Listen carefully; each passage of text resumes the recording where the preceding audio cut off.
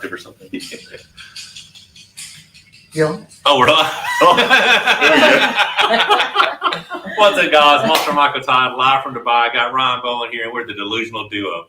We're just chilling, talking about random stuff, not knowing the line. No clue, bro. No clue. Talking about some ping pong. Talking about some translucent light or some sort of ping pong table with the space. But have I got him at angle again? he's huge, guys. He's huge, I tell you. So I am behind the camera, guys. I don't have to be in front, but I do want to give Phil Woody a shout out. Thank you so much for the super chat. He says, "Over the mega powers together as one." There you go. It's been destiny, hasn't it, with that whole delusional tag? Like, so listen, the moment she did that thumbnail, Delusional Duo, I'm like, we have a gold mine for a podcast, right? Yeah. Like it just writes itself. Yeah. Yeah. And we've like I've lived a delusional life, and I've always looked at you as if Michael can get through it, I can get through it. There you go. There you go. I'm good for something.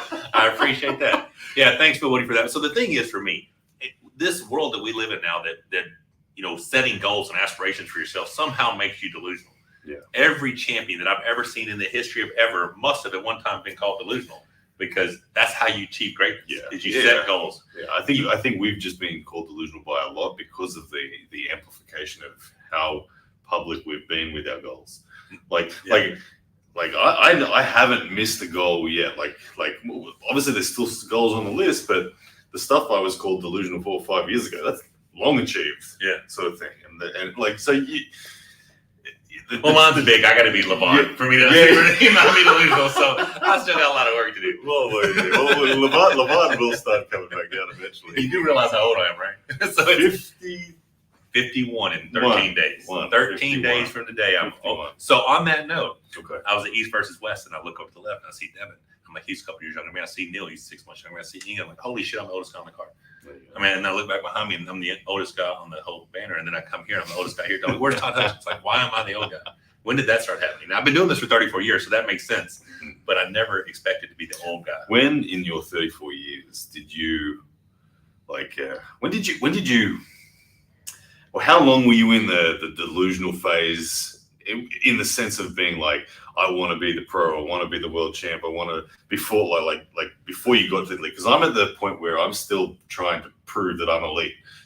Like you're way past that. My first competition was in 1990, and it took me 10 years to win the national championships. Yeah. But back then there wasn't social media, so yeah, if I was third in the nation, that was a good thing, right? I'm fucking from Arkansas. I mean, like I'm a little old podunk from Arkansas, and I'm third in the nation. That was pretty good for me. So like in 93, I competed at Triple A's. In 1992, I competed Triple A's, and I was competed 176s. I finished 7th. Cobra won that year. The next year, I finished 3rd at the 220s because I missed the 198 class. And the same year, I went to Nags Head Beach and pulled the 210s at the Grand American Shootout. And John Zink won. Ron Bat took 2nd. I took 3rd. Steve Renault took 4th. So at 20 years old, I was already 3rd in the nation. That was pretty good for me, Now, and then I won my first nationals in 2000, and then every single year until 2009, I won the national championship in one of the either AAA Unified or Pro-Ams. Yeah. Actually, it's AAA Unified. So when did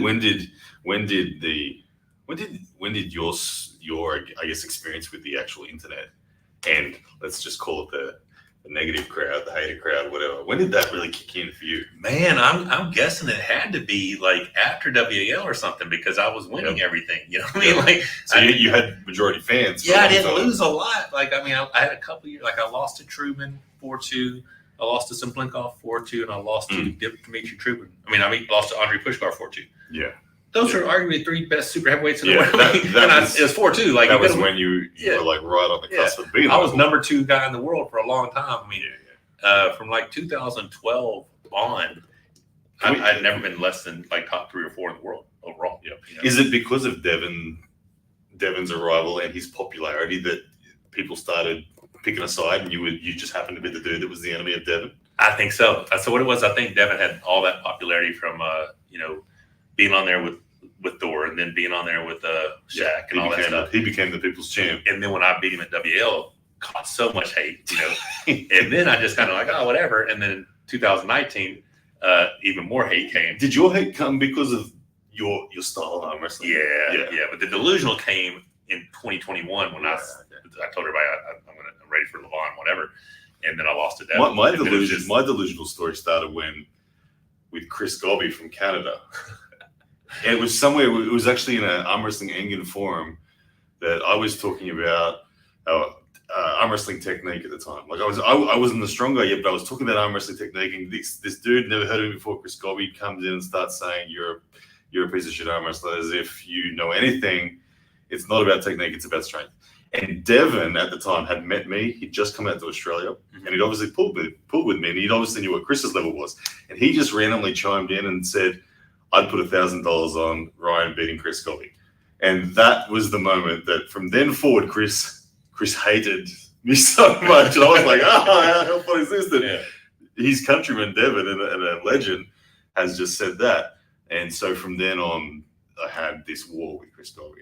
And so is that really how it all started? That's 100% how it started. Yeah. That's 100%. And it turns out I got to beat him. I bottom eight. Right? Yeah. So, but from then on, as I started to grow in my social media presence, because I wanted arm wrestling to be a career, and I recognized that, well, if I'm just a quiet as a mouse athlete and don't have a social media presence, it's never going to really become a career, not until I'm legitimately maybe one of the best in the world. So I wanted to be paying way earlier than that, so I'm going to start talking. Right. And so I said, well, hey, here's my goals. I'll bring you along for the ride. And my goal from the very beginning, like the start, it was I'm going to be the best in Australia. And people were like, oh my goodness, who is this dude saying best in Australia? But yeah, and it's so fun because if you put your goals out publicly, you get scrutinized and criticized. And I'm like, dude, I'm putting it out there to hold myself accountable. Yeah. Like none of this shit is for you. I'm doing this for me because this is what makes me thrive and what gets me up in the morning, keeps me going. Yep. It's that daily grind and consistency what makes you a champion. But you also have to you can't just, I'm going to do this, but I'm not going to put it out there. You know. Yeah. And I've got a lot of people tell me that, well, don't just go do it. Just go do it. I'm like, fuck, I still got the same goals. Yeah. My goals don't change because I get injured because this happened or that happened. I still got the same goals. People can bait me. If people want to get delusional content for Ryan Bowen, they don't have to try hard. They just, on a live, someone just has to ask me, Ryan, do you think you can beat this person someday? And I'm like, I can't lie. I'm like, yeah, look, there's a part of me that says, yeah, I think I can.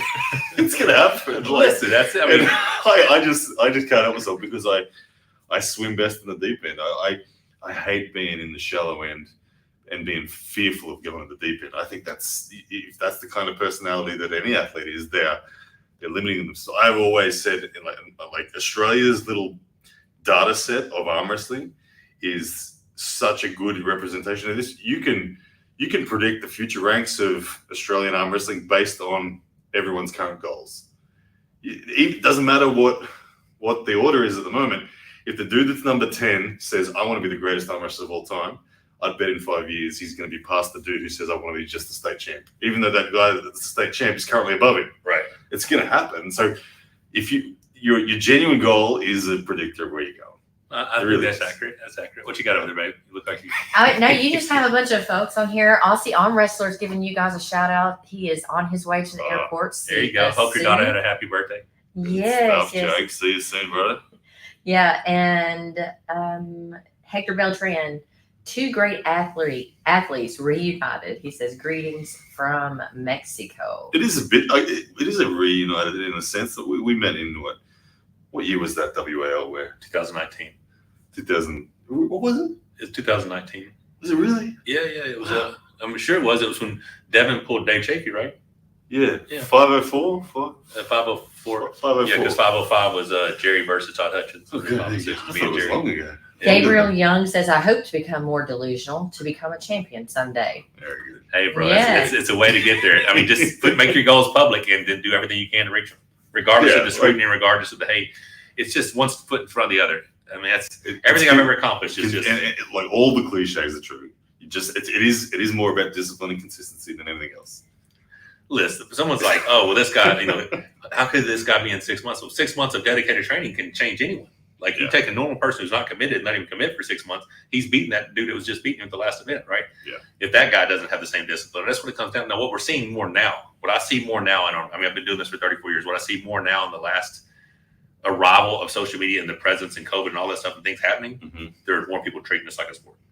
Yeah. Arm wrestling specifics. I mean, used to Europeans arm wrestling. Now everyone's arm wrestling specific. I mean, you're doing, and they're much more all in. Seriously, like guys back home in Arkansas, Troy Brown.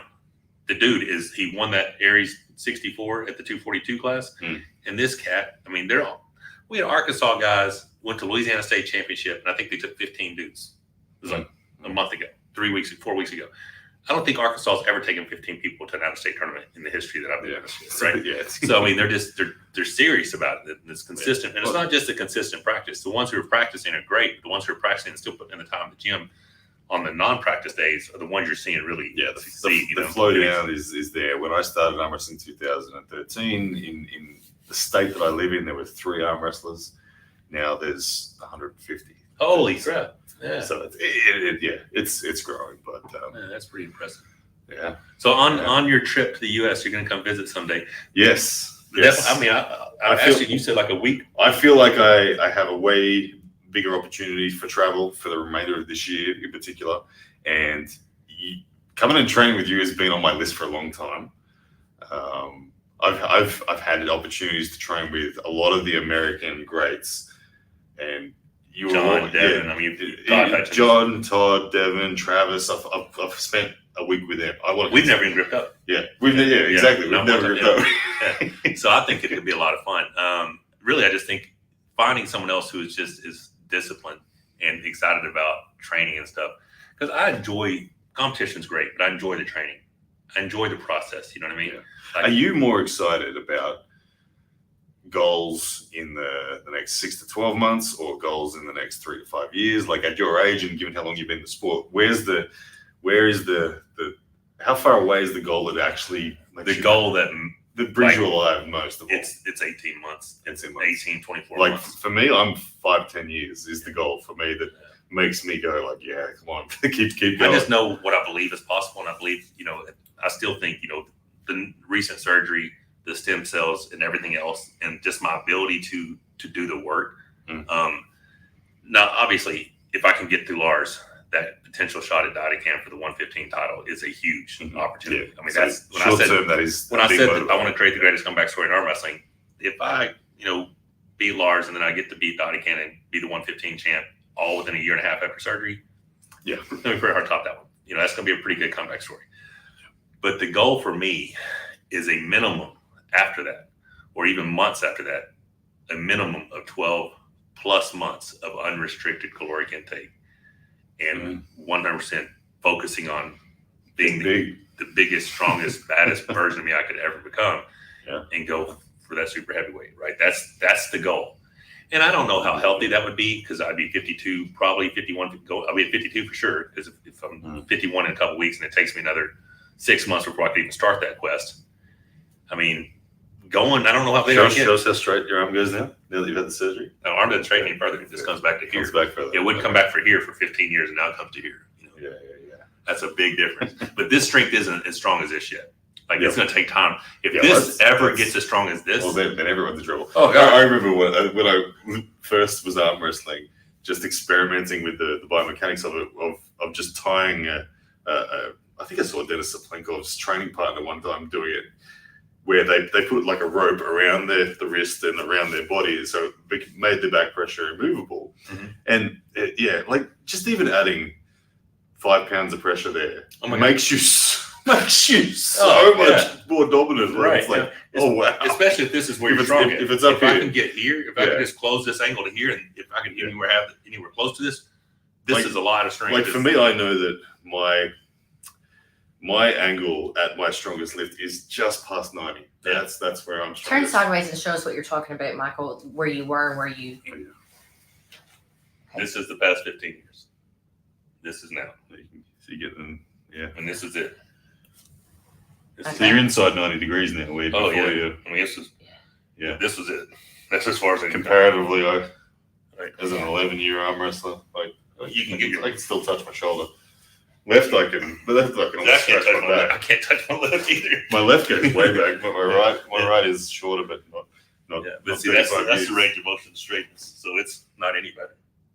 Yeah, okay. So people are like, he doesn't have his kings anymore. Well, the kings wasn't ever. Mine left and right. That always gives me the best visual. When you straighten them out. Look. Oh yeah. Check. Left goes straight. So mine's this way. Right, you ready?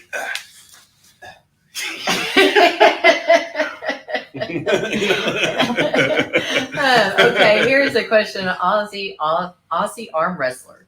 He wants to know, Who will have the best celebration dance? Win. A celebration dance. Win. They win. Ryan or Oh, MT? gee, I don't dance. Do you dance? No, I mean, I feel like I've seen you dance. I've so thought about box I've jumping the arm wrestling table after a victory. I have I've done that. I did that at WAL. But like jumping, not like with my hands. Oh, you said jumping. I swear I thought he said humping. Well, that's already been done before. You know, just go back to 406. 406. That table got it working over. But yeah, I've always thought about boxing up the table after a win. Yep. You'd have to be out of the strap. Yeah. And then what if you fail? Yeah. I was gonna say be real confident. I'm very, very good at boxing up the table. I rarely have ever failed. Just catch that toe on the edge. Oh, dude, that's like. Did you ever see Chris Chandler's celebration at UAL? I think he went to do a backflip because the dude can do phenomenal backflips, and it had like some very. What kind of tape was that? That was like a sandpaper style tape, like a grip tape on the ground. Okay. And when he went to flip, his foot slipped behind it, and his forehead caught the grip tape and just peeled it off. Oh man. Shit. Bleeding when he comes out. Oh God. Maybe it was his forehead, could have been his chin. I can't remember which one. Was that not captured on video? Someone has it, I'm sure. Oh man. Like, how's that not viral? Yeah, how's that not a viral? But yeah, so I've always had that little fear. Jake, I don't dance. I don't have the personality. I dance for Rebecca, and that's it. Yeah. So, I think who's going to have the best celebration is going to come down to who's had the narrowest victory. Because when you have a narrow victory, emotion's real high. If you're super dominant, there's not really any dancing going on. So yeah, I think we've both got matches that I think. Well, I'm the underdog. You're the favorite, so it's more likely that I'm going to dance, but I'm not going to dance. Right. I have a very worthy opponent. I have a guy who has he even feels a great opportunity in possibly getting this win on me, and if he does, like he said, it'd be the biggest win of his career. So my goal is to not let him get that win. Right? That sounds like he's hungry. It does. I don't like him when they're hungry. I need him like he's been fully fed and he's like chilling on the couch. He's been around a long time in the sport. Yeah. Like, was it 1998 or something? Yeah, so we pulled it to 2003 WF Worlds in Canada. Yeah, okay. And I had missed weight at 198. I'd missed weight at 198. So you have to weigh in. The class is already full, right? Mm. We had a 242-pound guy who didn't make it. So I just jumped up, pulled super or 242 class. Mm. And I was missed weight. I was like 206. I think I missed weight by like 8 pounds, but I was like 233 like 4 days out. So I cut from 233 down to 206. So I almost made it, but didn't make it. So what's funny is I end up pulling 242s when I was just 233. A few days before, I could have just stayed heavy. I just had no idea that spot was going to be open. Mm-hmm. And I ended up taking second behind Ibrahim Ibragimov from Russia. Okay. One who looked like a Boboda, really strong kid. And Lars took third behind me. Mm-hmm. So twice I pulled him, and he left-handed, he flop presses as well. And I have a very fast access to my shoulder press left-handed, and I just flashed it twice shoulder pressing. But that's the only time we've ever gripped. Mm. So we've never pulled right now. I mean, whenever anyone thinks about you taking on a flop presser, they immediately go to your war with Jerry. Right. And now people are saying, will this be another one of those? Like, because given his prestige with the flop and all that, it's not out of this world to imagine a scenario where a similar sort of balance. I picked him because I knew he could be a threat to how good my biceps holding up. What was you going to say about RG Bird? MB, to that effect, actually, MB said, Devon said yesterday in a live, MMT has a better King's move, but Lars has a better press. Do you agree? Well, yeah, you definitely have a better King's move than Lars. I definitely have a better open top. I think he has a better. You've got a very explosive press. Okay, but he has a better squeezing, sustainable press. Okay, I would agree with that. I think his squeezing, obtainable flop press, definitely stronger than mine. I think my explosivity in hitting, throwing caution to win, and going frame to frame and pressing his press. I've never seen anyone hit a press and then go to the complete other end of the spectrum as quickly as you do. Like, you go, boom, no, it's not going to work, bang. Like, do you ever just say, nah, stuff it, I'm going to stay? Well, I had to round 4 for that third pin against Frank because he stopped it. I just laid. I was like, I can't come back. I already had one foul. And anytime I went outside, I had severe cramps and my legs would not allow me to stand back up. Okay. So if I go back outside, I was going to foul out and lose. And it was 2-2, right? So Once I hit the press, I've only ever had it happen once in a match where I cramped mid-match, and it was really challenging. Oh my god! It was For me, it was my left You trap. won 3-1. Oh yeah, 1-3-1. Okay, my For bad. me, it was my left trap. Was when I pulled Dallas Langston, and it was like, what the hell is going on? Shit, finish this match because Right. this is not easy. So, It was really bad for me because I'm used to hold you, stand up, transition to press. Well, I never could stand back up once I got down there because my legs were locked. So once I got the foul, I hit that press and I just held on to it until he went down. I had to, but yeah. So if I go press versus large press, it will not be a press and then bounce back out. It's full commitment. It's kind of flashing to the pad as hard as I possibly can go on. Because there's not really a there's not really a stop for him down there. If you get it in, I think because it pushes. He's flopping and pushing this way, and it's gonna be one of those. It'd be all out of Richard Luckey's. Go back and watch rounds 2 through 6. Very similar. So Richard had enough side pressure most of the time. We just sidearmed him, right? But he could very well start off with an open top roll. He does have it. Yeah, I honestly think that's the lane he's going for first. So if he goes up and top roll, I'm going up top roll. Like I'm going traditional top roll versus his open top roll. You find out who wins the top of the table really with the hands. Yeah, I mean, I think he's going to avoid the press because he knows I'm going to meet him in the center of the table if we press. But I will not try to press his top roll. Are you gonna load center to deter that? I'm going to bully the shit out of the center of the table. Yeah. You know what I'm saying? Like, listen, I already know because if he gets here and I'm stuck out like this, now I may be strong enough to stop it here and then do my workaround. Mm-hmm. But I would much rather not have to be in this position and 100% don't want to be in this position because you're here. Yeah, especially with the new rules, the new shoulder rolls. It's very difficult to drop to come back around. Like it's very hard to do it now because used to it, all the times I would win versus Jerry almost. Yep. Except for like 506. Once you're in that 506, I actually stayed high enough to where I could transition. But if you get stretched out, you almost have to drop to get up. To get the yeah, so it's a. Yeah. Well, that's the same. I feel the same for my match. I've made it. I said this to Ray the other day.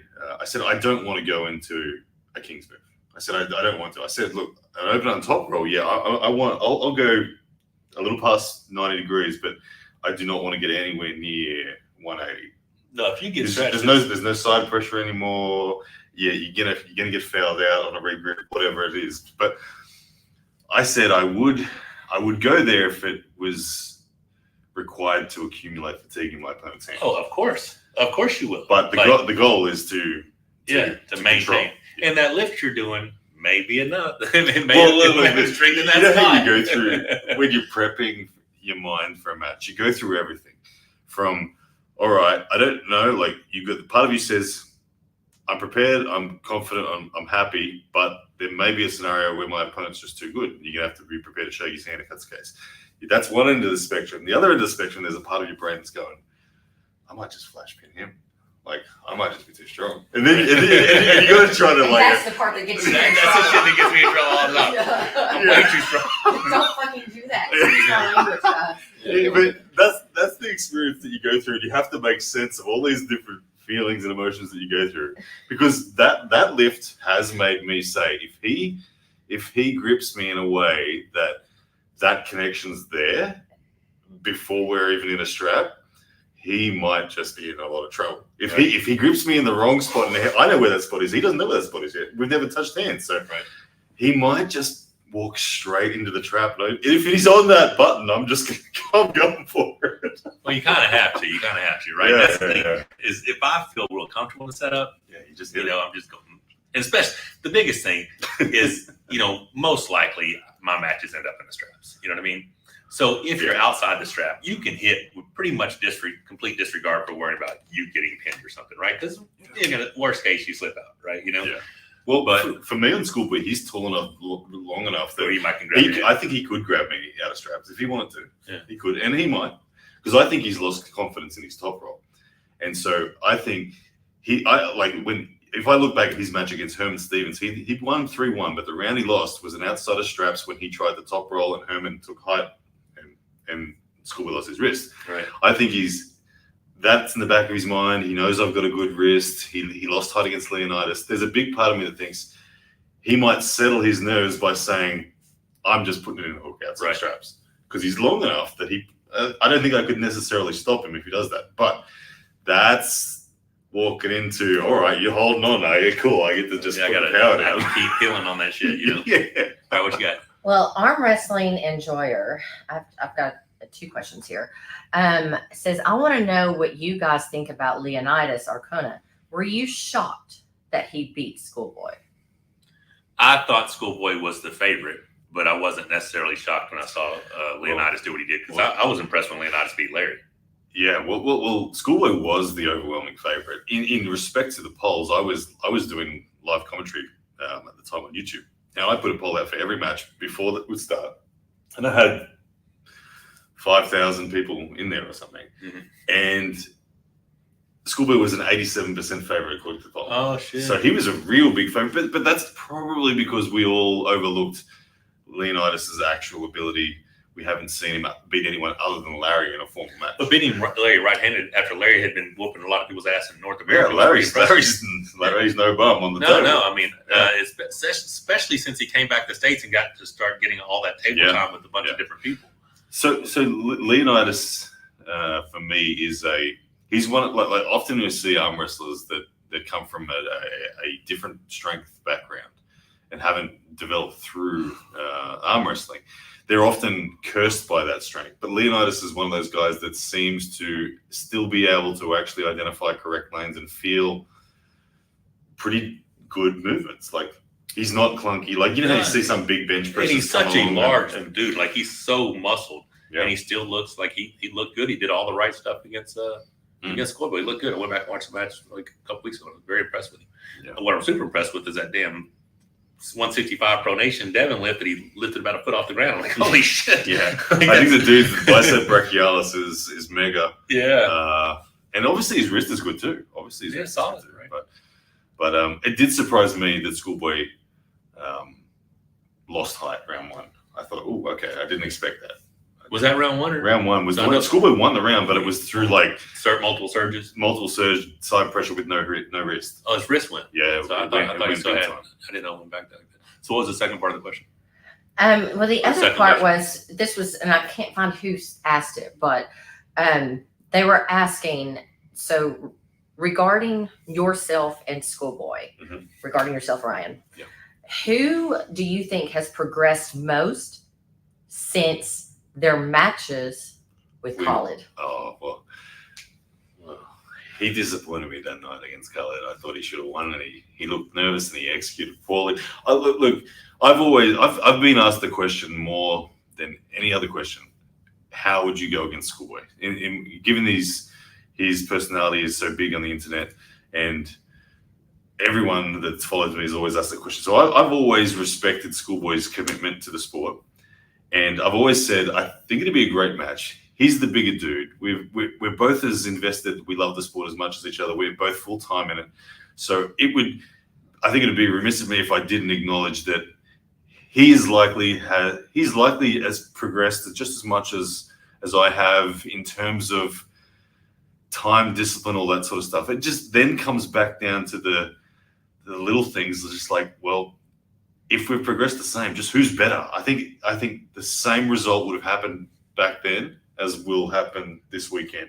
We didn't pull back then, so I'm expecting that we've both progressed. I just want to know who's better, and I think that's me.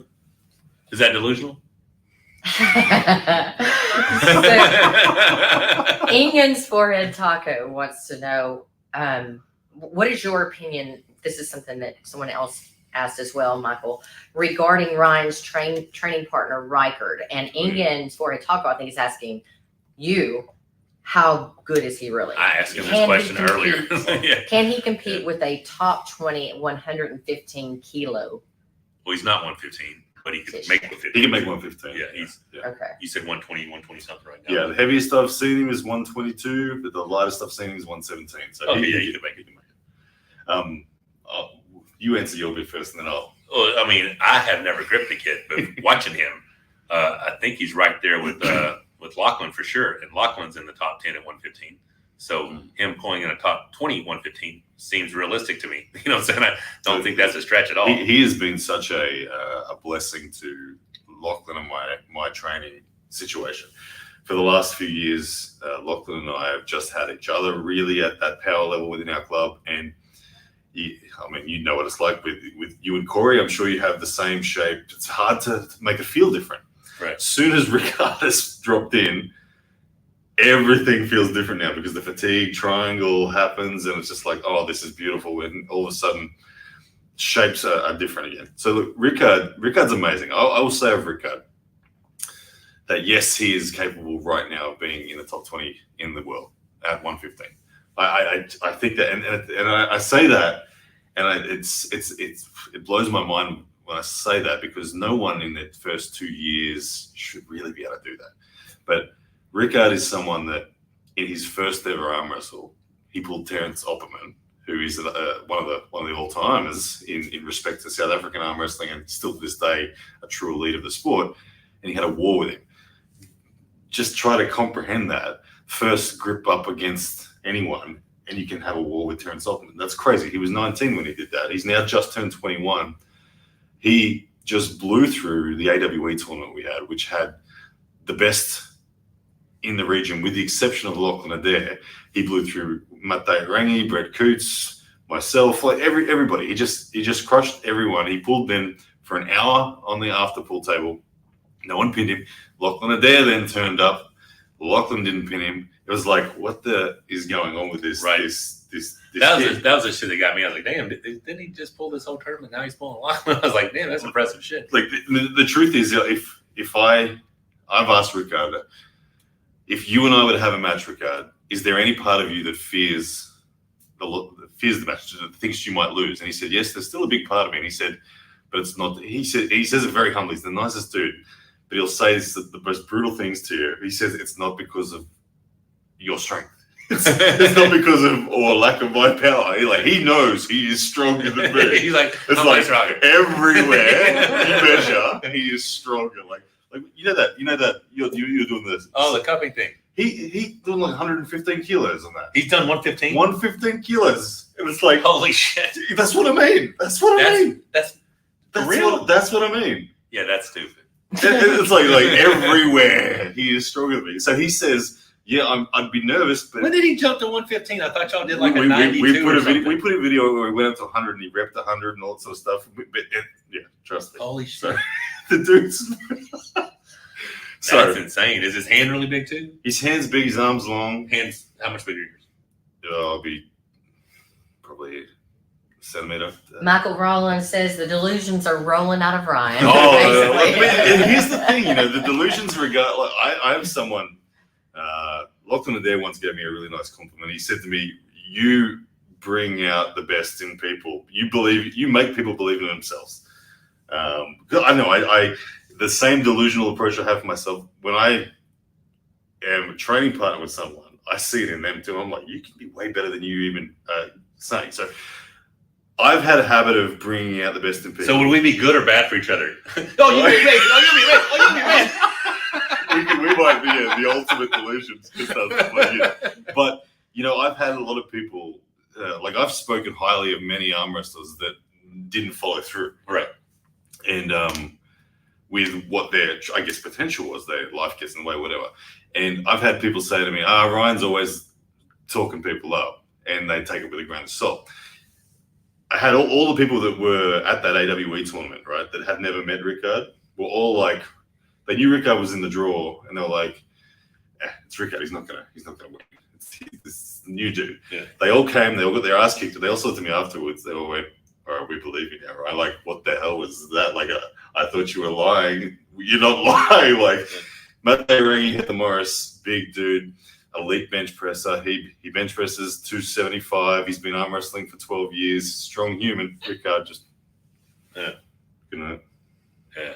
And beating him that way is a lane that most people won't even be able to get because he pronates so most hard. people can't even get to that Yeah, lane. he pronates so Like, hard. Lachlan loses his wrist to Matej Rangi every time. Yeah, and just side pressures him. Riekard just. Yeah.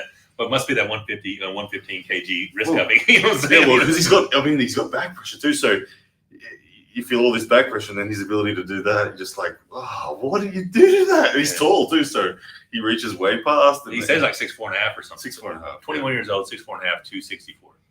So yes, he will get his chance. Look, I think the arm wrestling world has noticed him enough. I think the big organizations have noticed him enough. I think this year you'll see him on the international stage. All right, what you got, babe? Well, Bam Diggity. So he says I'm 100% rooting for both of you, but I'm trying to figure out where you go with these wins. Who would you want to go against next after you win? Well, if you've followed Michael, he's pretty much laid out his path. If I win this match, there's a high probability I'll be pulling Dodecan for the heavyweight world title. So that's 105? 115. He's a light heavyweight. So what happened? Do you know the scenario? Do you know that they've taken the title from Devon? Because he's inactive? He's been inactive. He pulled in the supers, and then he passed on the 105, so he's going to take a break. So Ingen is taking the 115 title. Yep. Devon said, that's right. That's fair. I haven't been able to defend it. Well, since Prudnick's last match was also November 2022, they removed him from the rankings. Okay. So then the next guy would be Matoshenko, would be number 1. Yep. Matoshenko's right shoulder is still messed up. Okay. Number 2 would be Reno. Reno's not pulling again until he pulls WAFs. Yep. Number 3 is Sanders, and Sanders' shoulder. I just talked to you. Keep going. I'm going to be on the ranks. That's exactly right there. So then number 3 is Sanders, and his shoulder is still a little tweaked after his loss to Sagov, right? Yep. And you can't really give him a world title shot when he just lost in the lower category. So the next guy is Lars. So if I beat Lars, I'm that guy. You're the number 1 contender. Dodecan's the 105 world champion. Give him a shot at the 115. Boom, we pull for 115. Okay. So I mean, it logically makes sense if you look through the category and the way things fell. It makes sense, right? Now, is Devon talking about going down to 105s and being? Yes, he's talking about going to 95s. But you see how skinny he looks at 244? 95, sure. He says he thinks he's going to walk at 215 to 225. Well, if he walks anywhere near 220, he can cut to 209. That blows my mind because every memory I have of Devon, first thing is I'm looking up like that. He's a tall. He's not a small man. I mean, he looks thin right now, and he's still 244. Yeah. So he looks thin at 244. How thin would he look at 209? Even a water cut. But I mean, his WL days, he was 225. He cut to 225. So we know he can get there to 225. 209 is a whole nother stretch. But he claims him and Jody were walking the day, and he says he thinks he could walk around naturally between 215 and 225. So if he gets anywhere near that 209 is in trouble. Seriously, if he goes to 209, that's Iraqi, right? Yeah. If he goes to 209 and then he rehydrates to 230, 225, who wins? Between him and Iraqi? Yeah. Iraqi is a world title. He owns it. Surely Devon wins that. Surely. Surely. He's too tall. Surely. He's too tall. His pronounced Hander is too strong. Yeah. Iraqi can't get over that. You wouldn't think so, but Devon would have to come down a little bit, possibly. I don't know, man. It's you just can't imagine anybody. Who could somebody put him in a hook? Could one of those smaller guys that a fast guy could maybe I think Dodecan was a dangerous match for him. I think Dodecan at 105 is dangerous. Yes, honestly, the 115 Dodecan I don't think will be as dangerous to Devon as a 105 Dodecan. I think Devon loses a lot going to 105. He loses a ton going to 95. But so you're pulling Dodecan if you win 115. Yeah, 115. Right. If I win, so I've. Lars is already pulling Matt if he wins. Okay. Win or lose, he's pulling Matt. Matt Maskett, he's first was 14 August 10. Okay. So my answer to that question is I guess it's a little interesting because I've pulled a lot of kind of random matches. Pulling Khaled, pulling Schoolboy, pulling Ron Barth, all people outside of my weight category. All people. Weren't you and Ron close? No, you're 235, 237. Ron was 250.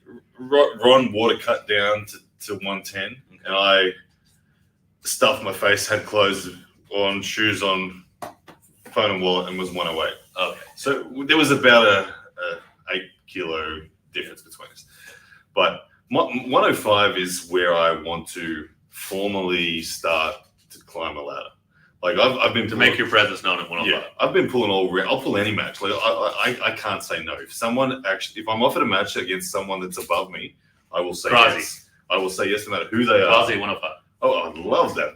That's something that I would. I've actually spoken to Krause at the beginning of this year and said, if this year goes well, I'd love to pull you. And he said, come speak to me at the end of the year. So I'm just going to prove, like that I'm worthy. So can you stop him from hooking you? Well, I can get into a Kingsbury defense. What's up? Well, I didn't answer when I read the question about what is next. Well, Lachlan and Krause, we know, are very similar. Yeah. They just had a 3-2 war. hook on hook. I'm comfortable with Lachlan's degree of hook power. As in, he can't, like, people are going to say, "Oh, look at Ryan being delusional again." Lachlan belted him. Well, that's what this is about. Yes, right? This whole live Lachlan about belted me last time we had a super match, but the strength gap between Lachlan and I is far less than people know or realize, and Lachlan will say that too. Yeah. I know 100% that Lachlan, if he tries to hook me, I can stop it. So his peak. Crassie's got a different style. Crassie's a bit faster than Lachlan, I think. I think Lachlan actually has a little bit more grunt inside than Crassie in terms of the elbow and the bicep. So yeah, I could bang with Crassie. Okay, so I hijacked that whole thing.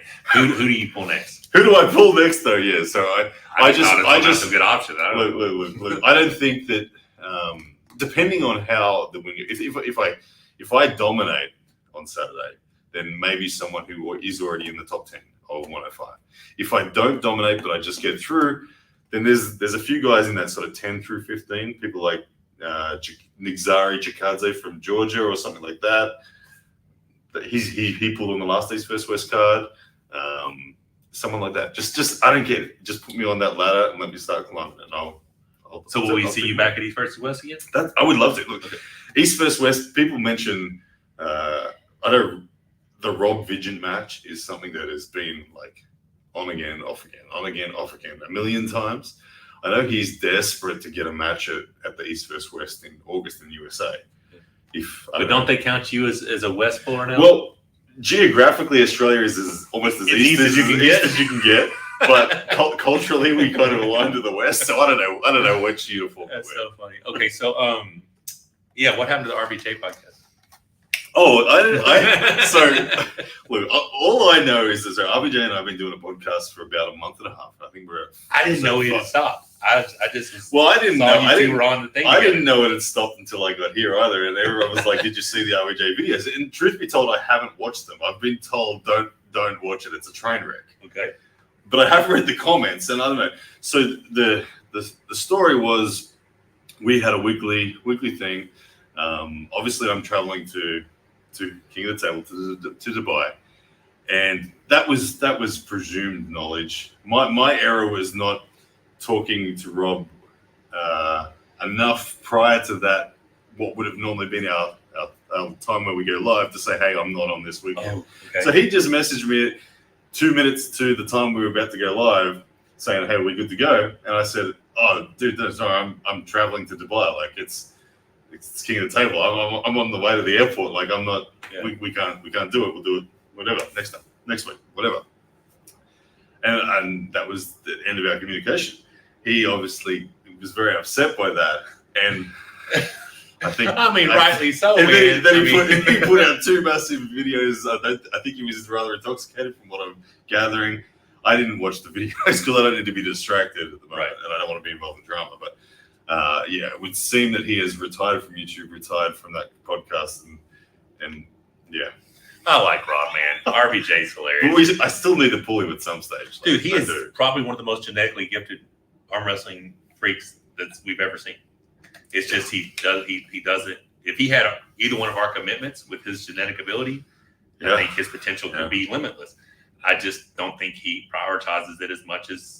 And that's okay. That's okay. Listen, that's okay. It's your thing. Yeah. I mean, he's got a lot of cool shit he gets up to, and he has fun, and he's happy. He's living life. So, God bless him. But that hand would have been nice to have been born with. If I'd had some crazy shit. Well, I still always give him crap for a skinny wrist. Yeah, so I heard y'all. But look, you put your hand like this way. Are our hands basically the same size? I think your hand's thicker. For sure. So that's why I didn't know the left up. My left hand's nowhere near as thick. Yeah, you can see the years of thickness. Yeah. And this that nerve damage took a lot of that. That not used to be big, but now since they scraped away my ulna, decompressed ulnar nerve, this is starting to come back. It's like there's a little bit of muscle. I mean, it's not thick, but it's starting to come back. So people talk about making the thumbs thick, and I always tell people we don't want to make this thick because it pushes you off their hand. Yeah, you can't. It pushes you further away. You lose. You want to make this thick so that they can't grab as much, and I can't get thick again for nothing. Yeah. I think this sounds good for Mario. You guys tell me, does it make sense to you? It says if Ryan beats Schoolboy, then he has to pull Leonidas. Whoa, that's Well, do you want to again, keep pulling the? I want to put 105. Leonidas is 125 kilos. He says he might go to 115. Even still, I want to. Look, I would pull anyone. If a promoter rang me, if Engen rang me and said, "I want you to pull Leonidas," I'd say, "Okay, I would." But it's not. I want to be the 105 kilo world champ in the next few years. That's what I'd like to do. I'd like to do that. So we're never pulling for the delusional belt. I think we should at some stage. That should be something that happens. Someone has to when the belt, balance right? is finally like there. I think we should. Yeah, I'm not going to 105. Just to let you know, you can have that shit. So I can't believe my face isn't even on this one in this video, and the question still comes up. Are you pulling Jody? Jody or Rebecca in arm wrestling? Who wins, guys? I've answered that question over and over and over and over and over. Rebecca's officially retired. Jody wins. She wins. I give her whatever. She won. All right, she wins. That's it. There's a girl coming out of New Zealand that I'm super excited to see what she can do on the table. I hadn't heard What size? super heavyweight. Okay. I'm pretty sure she's just broken the world record bench press. Oh, shit. Unofficial, Yeah. but footage of it. Her equipped 317.5 kilos. Equipped. That's still insane, though. But I think her raw is 175 or something like that. And she's built like Gabby. She's short? Short and stocky. She's super short and stocky. She's a New Zealand girl, Maori girl, and obviously just strong. And Matt Rangi told me about it last time. He was in Brisbane. And I said, how does she go on the table? And he said, really good. Like he said, she's hanging with the 90 kilo dudes in his club. Oh, so shit. I'm like, okay, Yeah. she's strong if she's hanging with 90 kilo Talking arm about wrestlers. that, that's exciting to hear. What do you think about Jocelyn Grissom? Did you see that? You haven't seen it, I haven't have you? seen it. What happened? Bro. So, I don't want to show it to him. I don't have glasses. It's crazy. Yeah. So, there was this North American round robin. Uh-huh. 155 plus. Yep. Sarah Backward was in it. Yep. It's North America. Yep. Who's winning? You'd think Sarah. Me too. She's been in for 2 years. Chick's, I think, been on wrestling for like 2 years. There you go. Huge female. 5'11", thick. First one, because it's round robin, so you only get the one crack at her, right? Yep. The slip is neutral. I'm like, damn, that's impressive because Sarah's smacking everybody. And then the strap. I'm like, oh, this where Sarah ties her down. I'm like, what the hell just happened? So Sarah went that way. Yeah. Elbow off the pad, everything. Oh, wow, I'm like, oh my God, okay. So now you see Sarah go, all the years, oh my years God, experience. you know, and then so the next week, because number one What's is her name? Jocelyn Grissom, I think is how you say her last name. Okay. The very next week, Heidi Corner, number one in Canada, right? The very next week, 3-0 sweeps her. Wow. But I mean, Sarah beat Heidi. So as soon as she won the round robin, like, she's going to kill Heidi, you know? So there's a new serious North scout American super heavyweight number one. Like, yeah, I mean, like, so this is where this comes. New Zealand girl's going to the East vs West qualifier. Oh, okay. So yeah, she's because they got to give this chick a match. Yeah, Like, so maybe these two are gonna. okay, so if you rank the best women in the world, Gabby, no homegirl. Yep. Sorry. Barbora, right? Barbora, yeah. Eckley, Gabby, Eckley. Yep. Sarah. Yeah. And yeah. So the fourth best girl in the world just arrived. So here's the deal. This goes back to how good could Brian Shaw be? I'm like, it's impossible for him to be number one in the world in a year. It's impossible. Every time I see that, it makes me laugh. Yeah. But we just saw a girl in 2 years who isn't the 4-time world strongest female. Is that because there's not as many females? That it has to be that, right? It But has it's still to be. the level's still pretty damn high. It is. A female arm wrestler is. I Yeah. mean, they're very strong. But in my belief, Brian Shaw. That It's Brian, gonna take him. That Brian Shaw subject for me, like when people say that, I laugh as well. Saying arm wrestling, it is too specific. You just can't waltz in. You can't. Can't. It's never been done. Yeah. Now, Neil has said for years that once the money comes, there's going to be some freaks come out that's just going to dominate. I think that I do think the freaks are coming out. I don't think I'm going to say this, that I don't think Brian's actually a big enough human to do what we're talking about.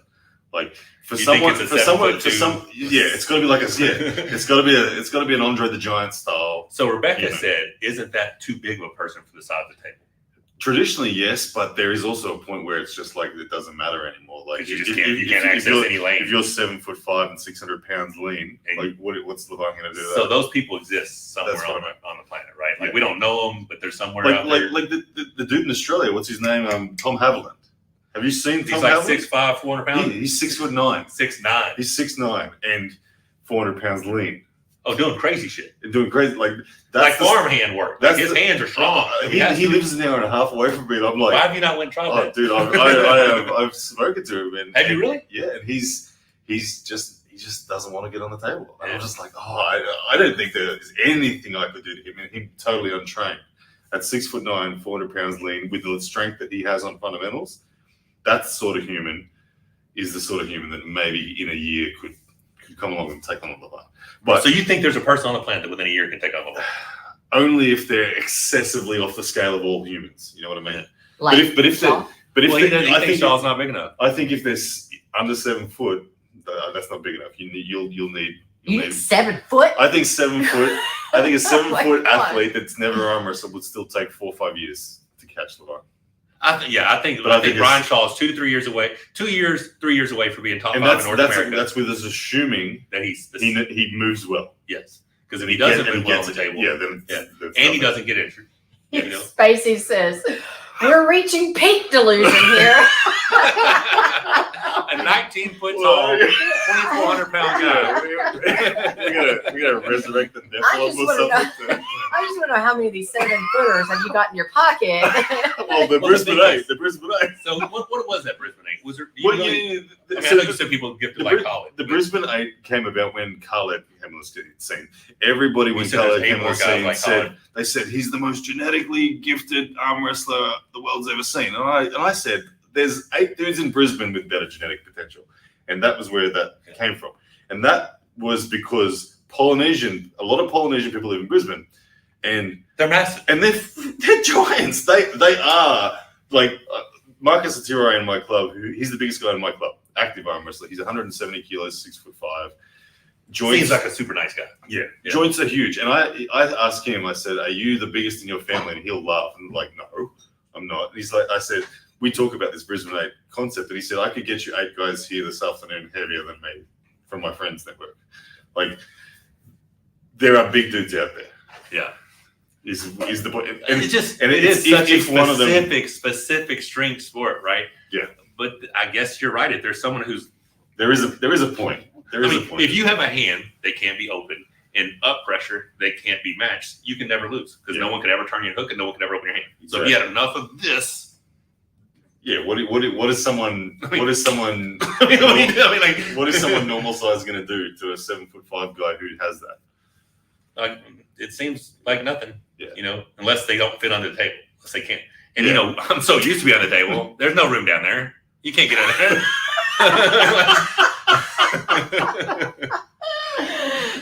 Someone's gonna be editing up all those different things for the last clips. There's no room down there. Well, you have dropped a few kilos, so you might have made room. Maybe so.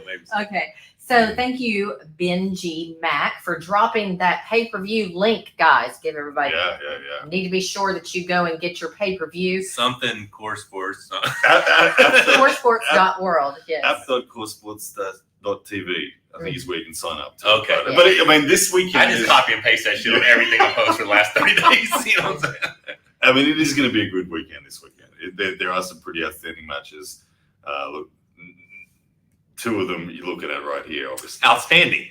Maybe the best on the card. Well, on the first match of the night, I'm gonna make it a real hard to beat. There you go. For match of the night, there is no match of the night bonuses here. So it should be. I'm the one that told WAL, y'all need to have match of the night. Y'all need to have all that shit. My WAL match, my whole goal was I knew Devon was on the card, and I'm like, I'm gonna get the match of the night. And I did. I was so happy that I got match of the night. Wow, that's when you pulled Devon and Dave. Damn, yeah, because I always loved that because there's a bonus, and I'm like, I get more money if I have match of the night. Yeah. So I was always fighting for that shit. Yeah. Danjan Turret says someone like Shaq could kill with just a year of focused. Well, Devin says Shaq's the strongest person he's ever grabbed. naturally. The strongest person who's not arm wrestling. Strongest novice he's ever gripped. He said strongest person I've ever gripped that doesn't arm wrestle. Yeah. How tall Shaq? 7'2". Yeah, and 7'2". I mean he's probably only 3 something, but I bet at his heaviest he's probably been 400. You know, because I think he put on some weight there for a while. The biggest vulnerability to a genuine giant in terms of height is that their pronator can be made vulnerable. Like if they're so tall and they have to come down to here, someone with good, like a Matashenko style, good wrist flexion style can get over their pronator, and then the big guy's in trouble. Yeah, all the leverage is but gone, right? If the big guy is big enough that his bicep strength is superior to any normal human's wrist flexion, then it doesn't matter, right? Because he just says, "Well, what are you going to do?" Can we beat a gorilla? Like I've trained a gorilla to arm like wrestle. not the gorilla, but an actual Can gorilla. I crack that rib? I've seen all those different reels on TikTok that float around there where So the chimpanzee, can we beat a chimpanzee? The percentage of men that think that they could beat a bear in a fight, that could beat a gorilla in a fight, and it's kind of disturbing to see that 5% of men, I remember seeing this the other day, thought that they could beat a brown bear in a fight barehanded, and you're like, what? But anyway, they're out there. Those people that think they can do it. I told Michael will look at the gorillas. And he's like, first I want to be friends with them because it look like yeah. we make good mates. You know what I'm saying? Like gorillas are cool. Until he bites your head off. But I'm like, you do understand they have enough strength to literally rip your arm from your body. They say it's about 10 times the human. So is that chimpanzee or gorilla? I think gorillas. Because you look at, isn't it the chimpanzee, or is it which one's got the crazy, nasty, Yeah, gnarly like, form? Yeah, see like the stories of. Satire Gaming Sleuth says MMT and Ryan versus a gorilla in Dubai 24.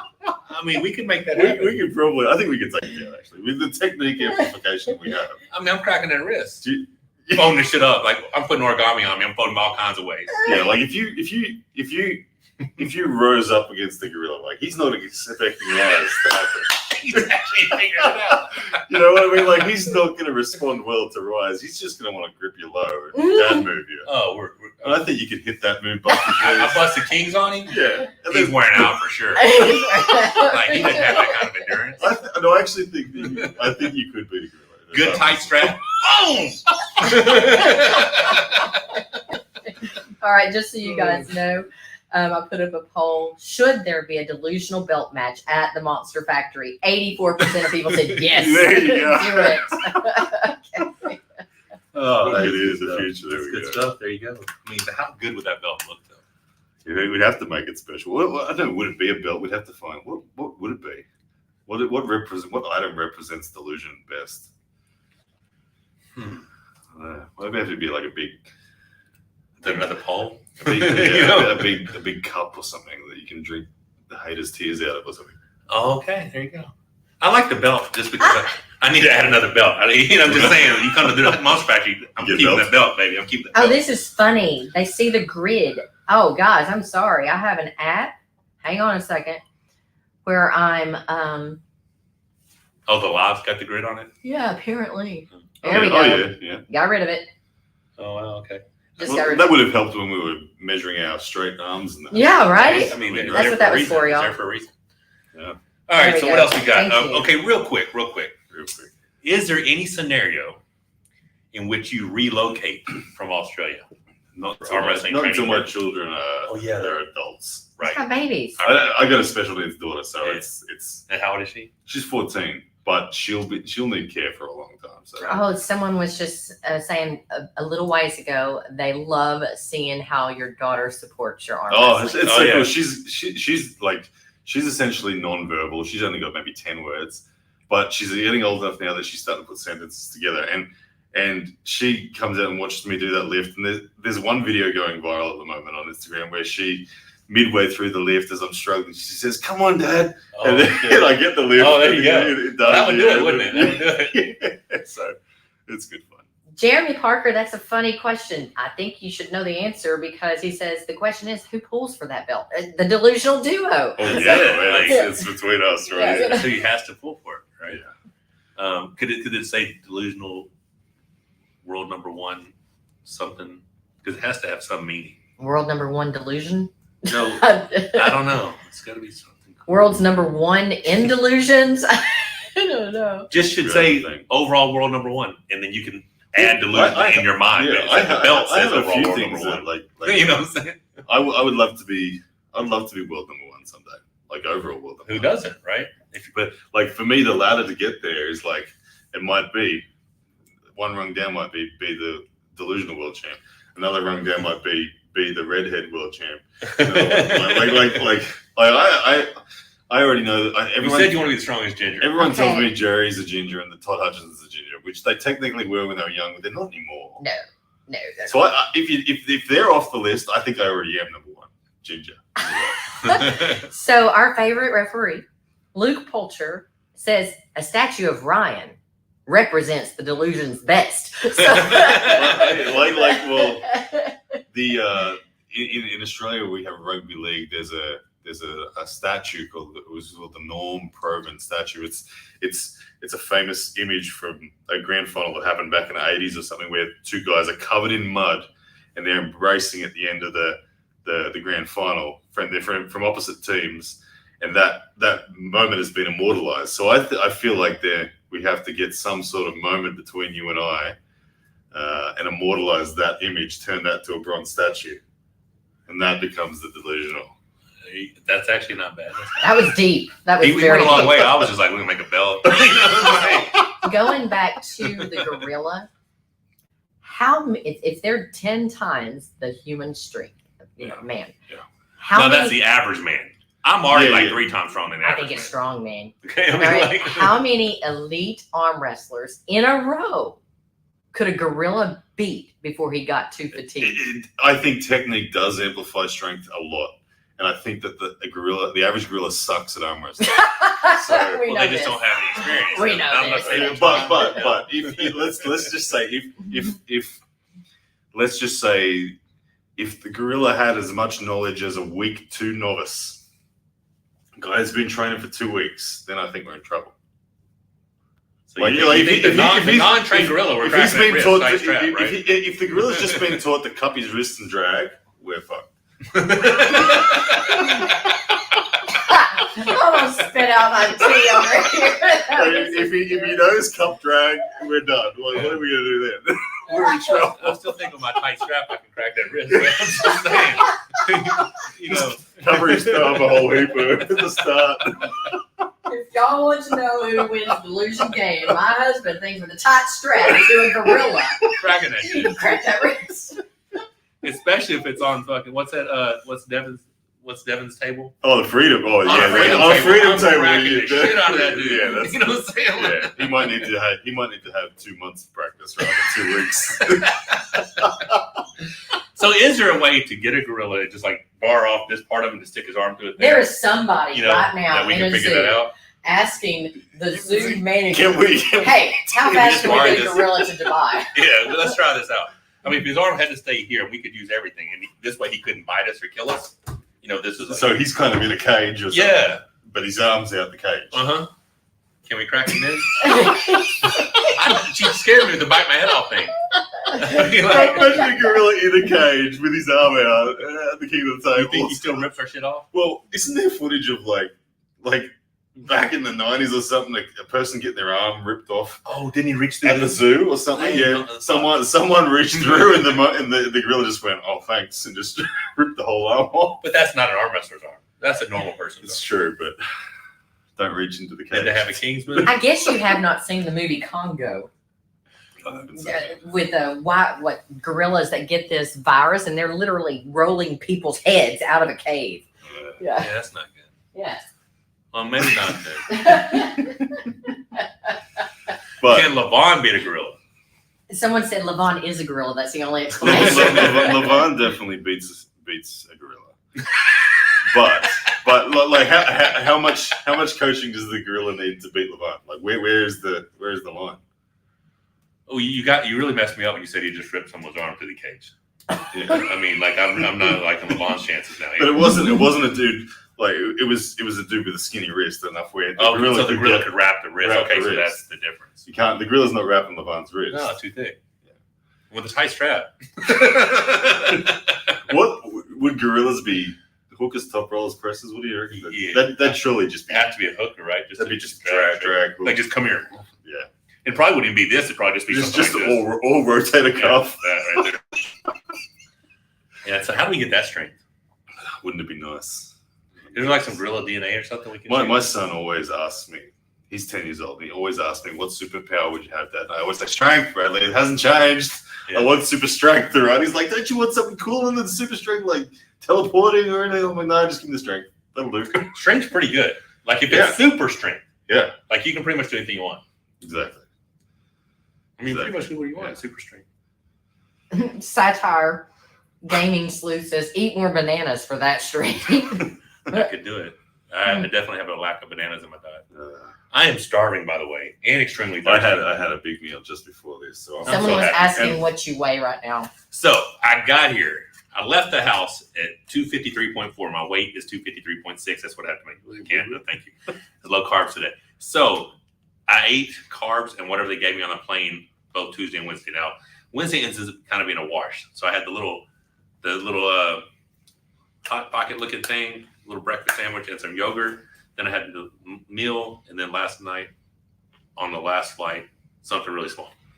I got here and weighed 118 kgs, which is just over right at 260.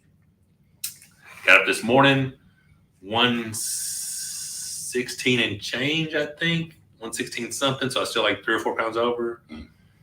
116 something, like 116.9, I think, some shit like that.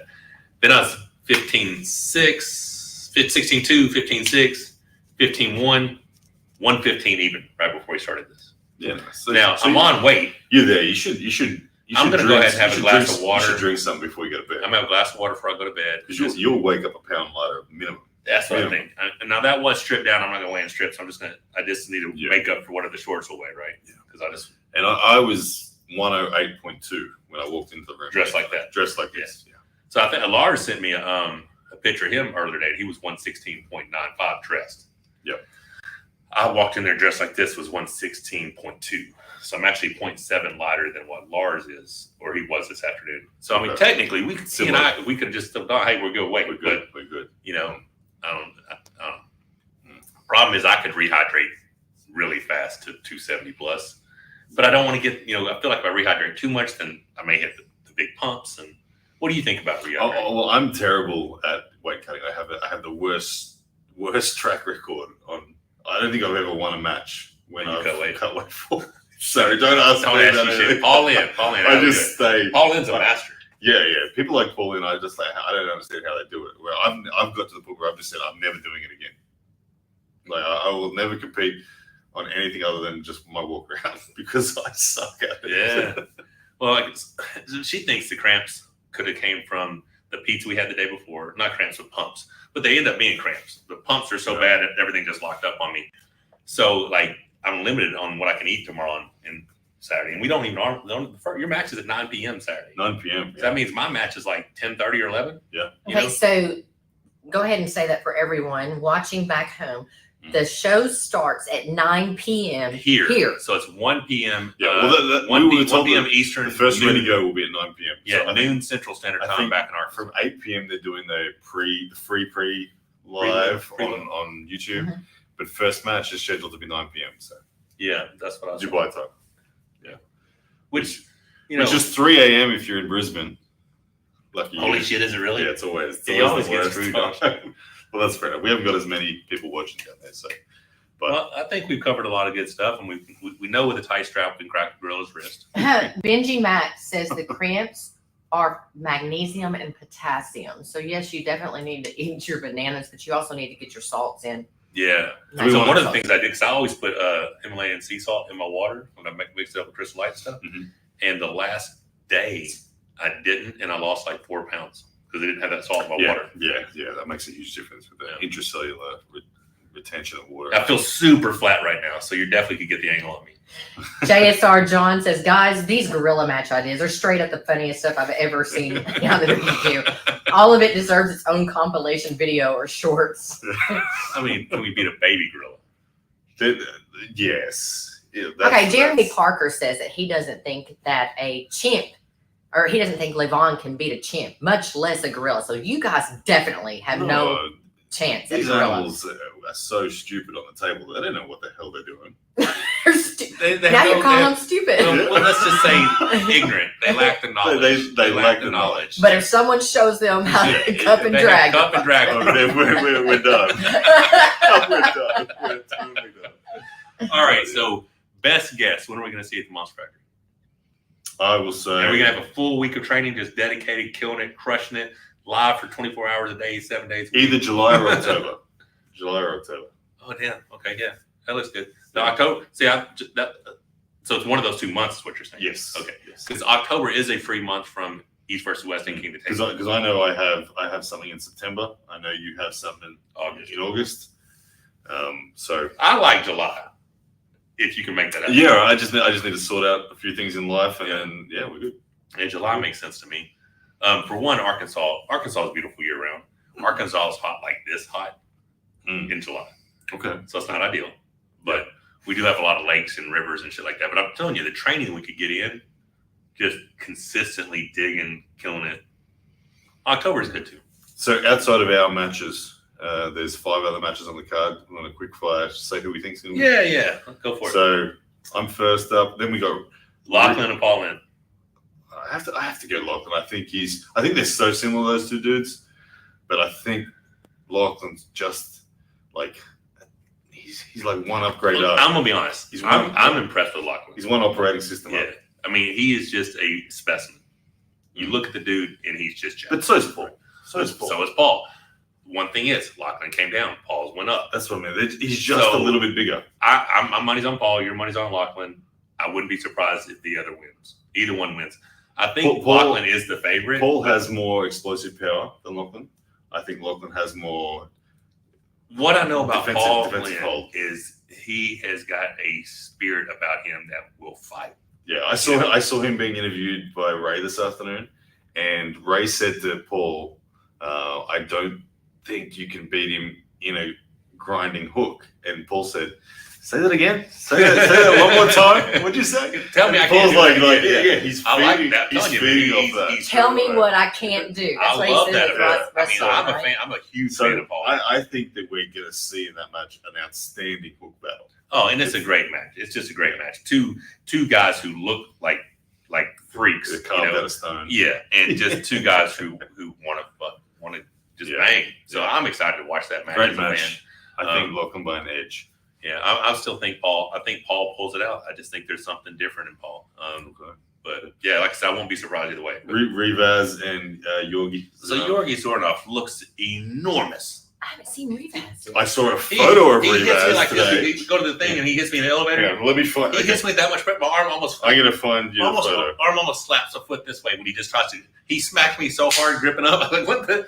But that dude looks like. So here's the deal. You're gonna change your mind in a second. No. You keep 170 kg Rivaz. Yeah, look, there he is. 375 pounds. Look at the bulk on Rivaz. Holy If shit! you haven't seen that, there's the bulk on Rivaz YouTube. I haven't seen him in the flesh yet. 375 pounds. Look at the bulk on Rivaz. How does So here you go. Listen, I was talking to Ray.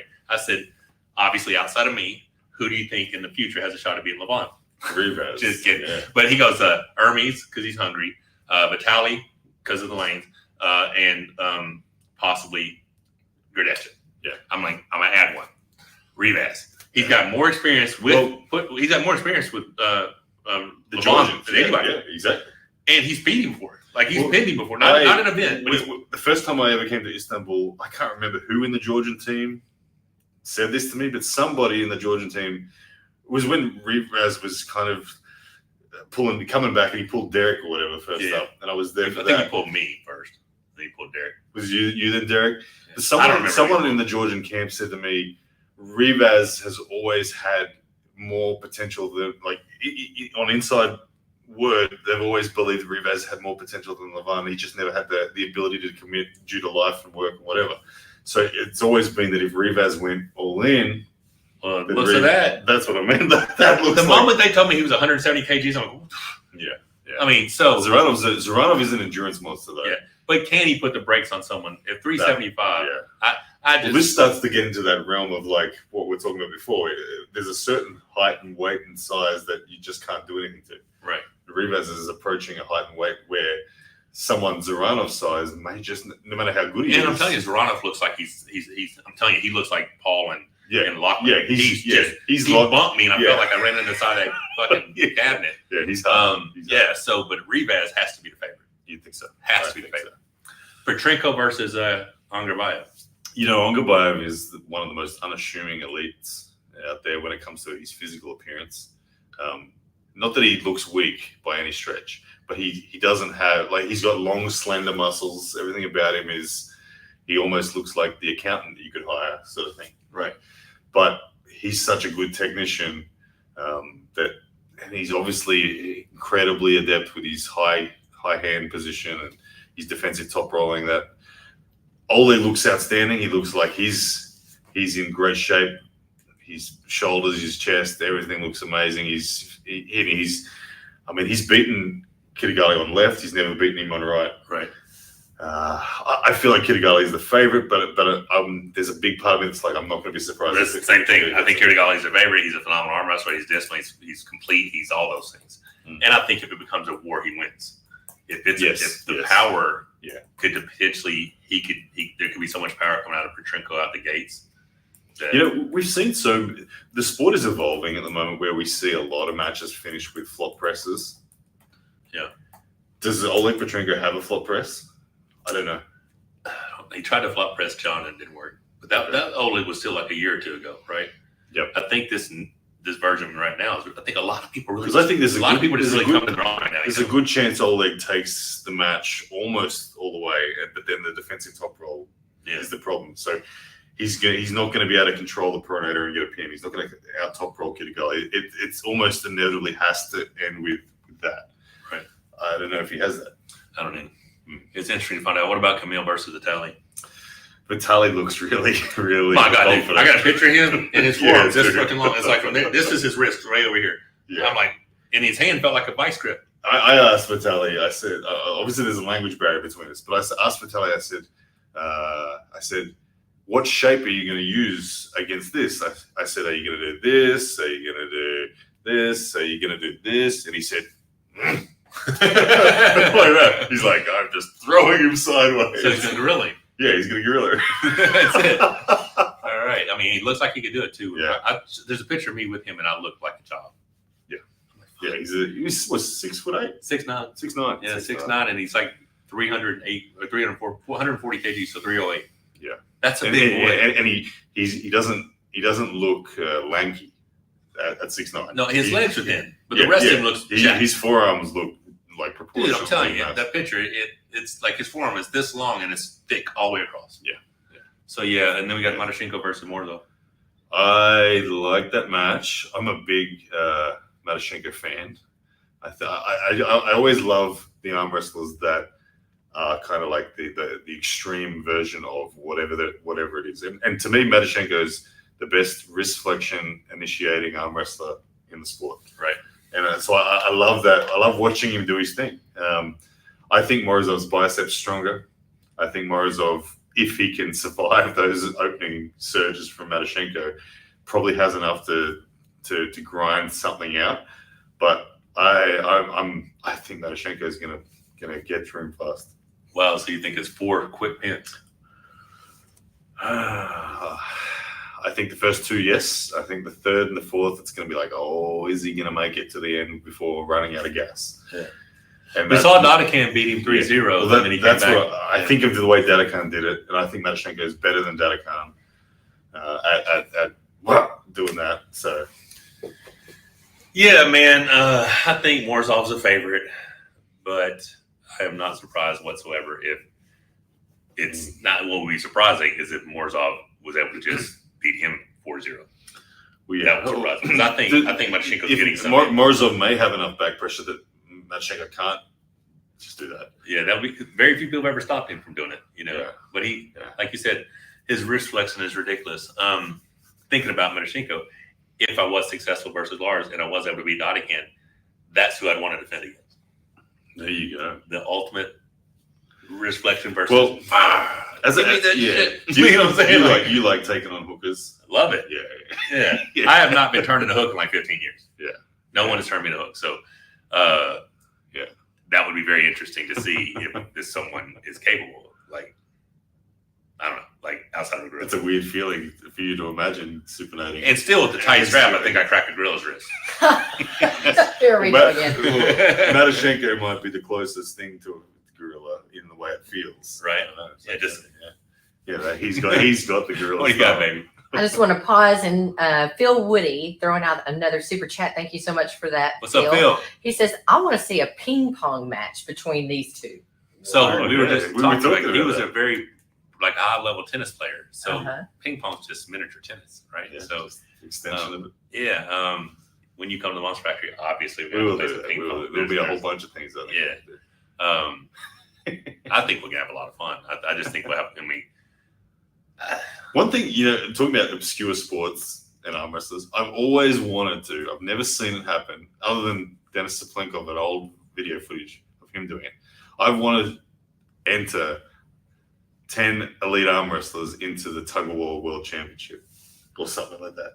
And I want to see us. I feel like we could win the world title in a sport that's not our sport because of the grip strength, the hand. back strength. The way, like a video. I'll post a video of me doing like. Are there 10 of us that like each other enough to do it? Because we all got to work as a team. You know what I'm saying? Like, but I think even that's the thing. That's where we'd be lacking the coordination of a team. Right. But I think we would potentially make it up with just. Listen, the fact that we could possibly win a world championship at anything, I'm in. Count me in, coach. Top All Hutchins Jr. says no dice. Arm wrestlers have weak legs. But I've spoken. The reason that I've had this obsession in my head for leg about. strength would have to play into that. I've had this obsession in my head for about maybe 7-8 years, and it was when I used to teach first aid, right? And there was a dude on the first aid course who claimed to be a professional tug of war dude, and he was like a state level, so he represented his state. And I asked him, I said, "What's the critical strength?" And he said, "Hands." He said, "Hands and forearms are the critical strength." And I was like, "Oh, okay." Does the king's move play a role at all? Like, if I'm the guy at the end, can I king's move that? I don't know that pronation will help too Someone much. said Levon is the anchor. Yeah, LeBron would probably need to be the anchor. But I mean, like I've squatted nearly 600 pounds, so my legs but they're not big, but they're strong. I think our legs would be enough. It's funny how like it's funny when I say I think our legs would be enough because I get so many comments on Skip leg day. Yeah, saying what's the deal with legs. But this is a photo and I made a point of it. Myself, Riekard, and Lachlan standing there like this. Every one of us looks like we have chicken legs. Right? Riekard is a professional second row forward rugby player. He squats a shitload. Right. Lachlan deadlifts 350 kilos. These are dudes. Lachlan pulls 770. Yeah, these are dudes with legs, and it's what it is the ratio of forearm to leg looks so obscure because our forearms are big that everyone just says the legs are nothing. But the average arm wrestler's legs aren't actually small. This is true. Like, it's just that this is so weird. The ratio they say to be considered proportion. Your forearms have to be the same size, or your calves have to be the same size as your biceps and the same size as your neck. Yeah, well, our forearms are our calves. Yeah, basically. Yeah. So I think we'd go all right. I think we beat the gorilla in the arm wrestle. I think we can win a world title in the tug of war. And I'm loving where this is going. I'm loving this. You guys are So cracking. I definitely am not the most elite. Well, I mean, like I said, a tight strap, I'm cracking that shit. Well, y'all got to Matyshenko. Did y'all finish discussing the matches? I think you went Morozov, I went Matyshenko. I say 55-45 more so. Yeah, well, I think 55 the other way. Okay. Yeah, but fucking Ribas at 375 is crazy. He might be the man. I mean, very well could be. Like, we'll see. But when I first time, I knew about him back in that Europeans when he straight up busted back Levon's wrist at that. I was like, my God, who's this dude? He's got the leverage. Yes, he does, and there's a confidence that has to go along with it to even step across the table for a while. You have to feel.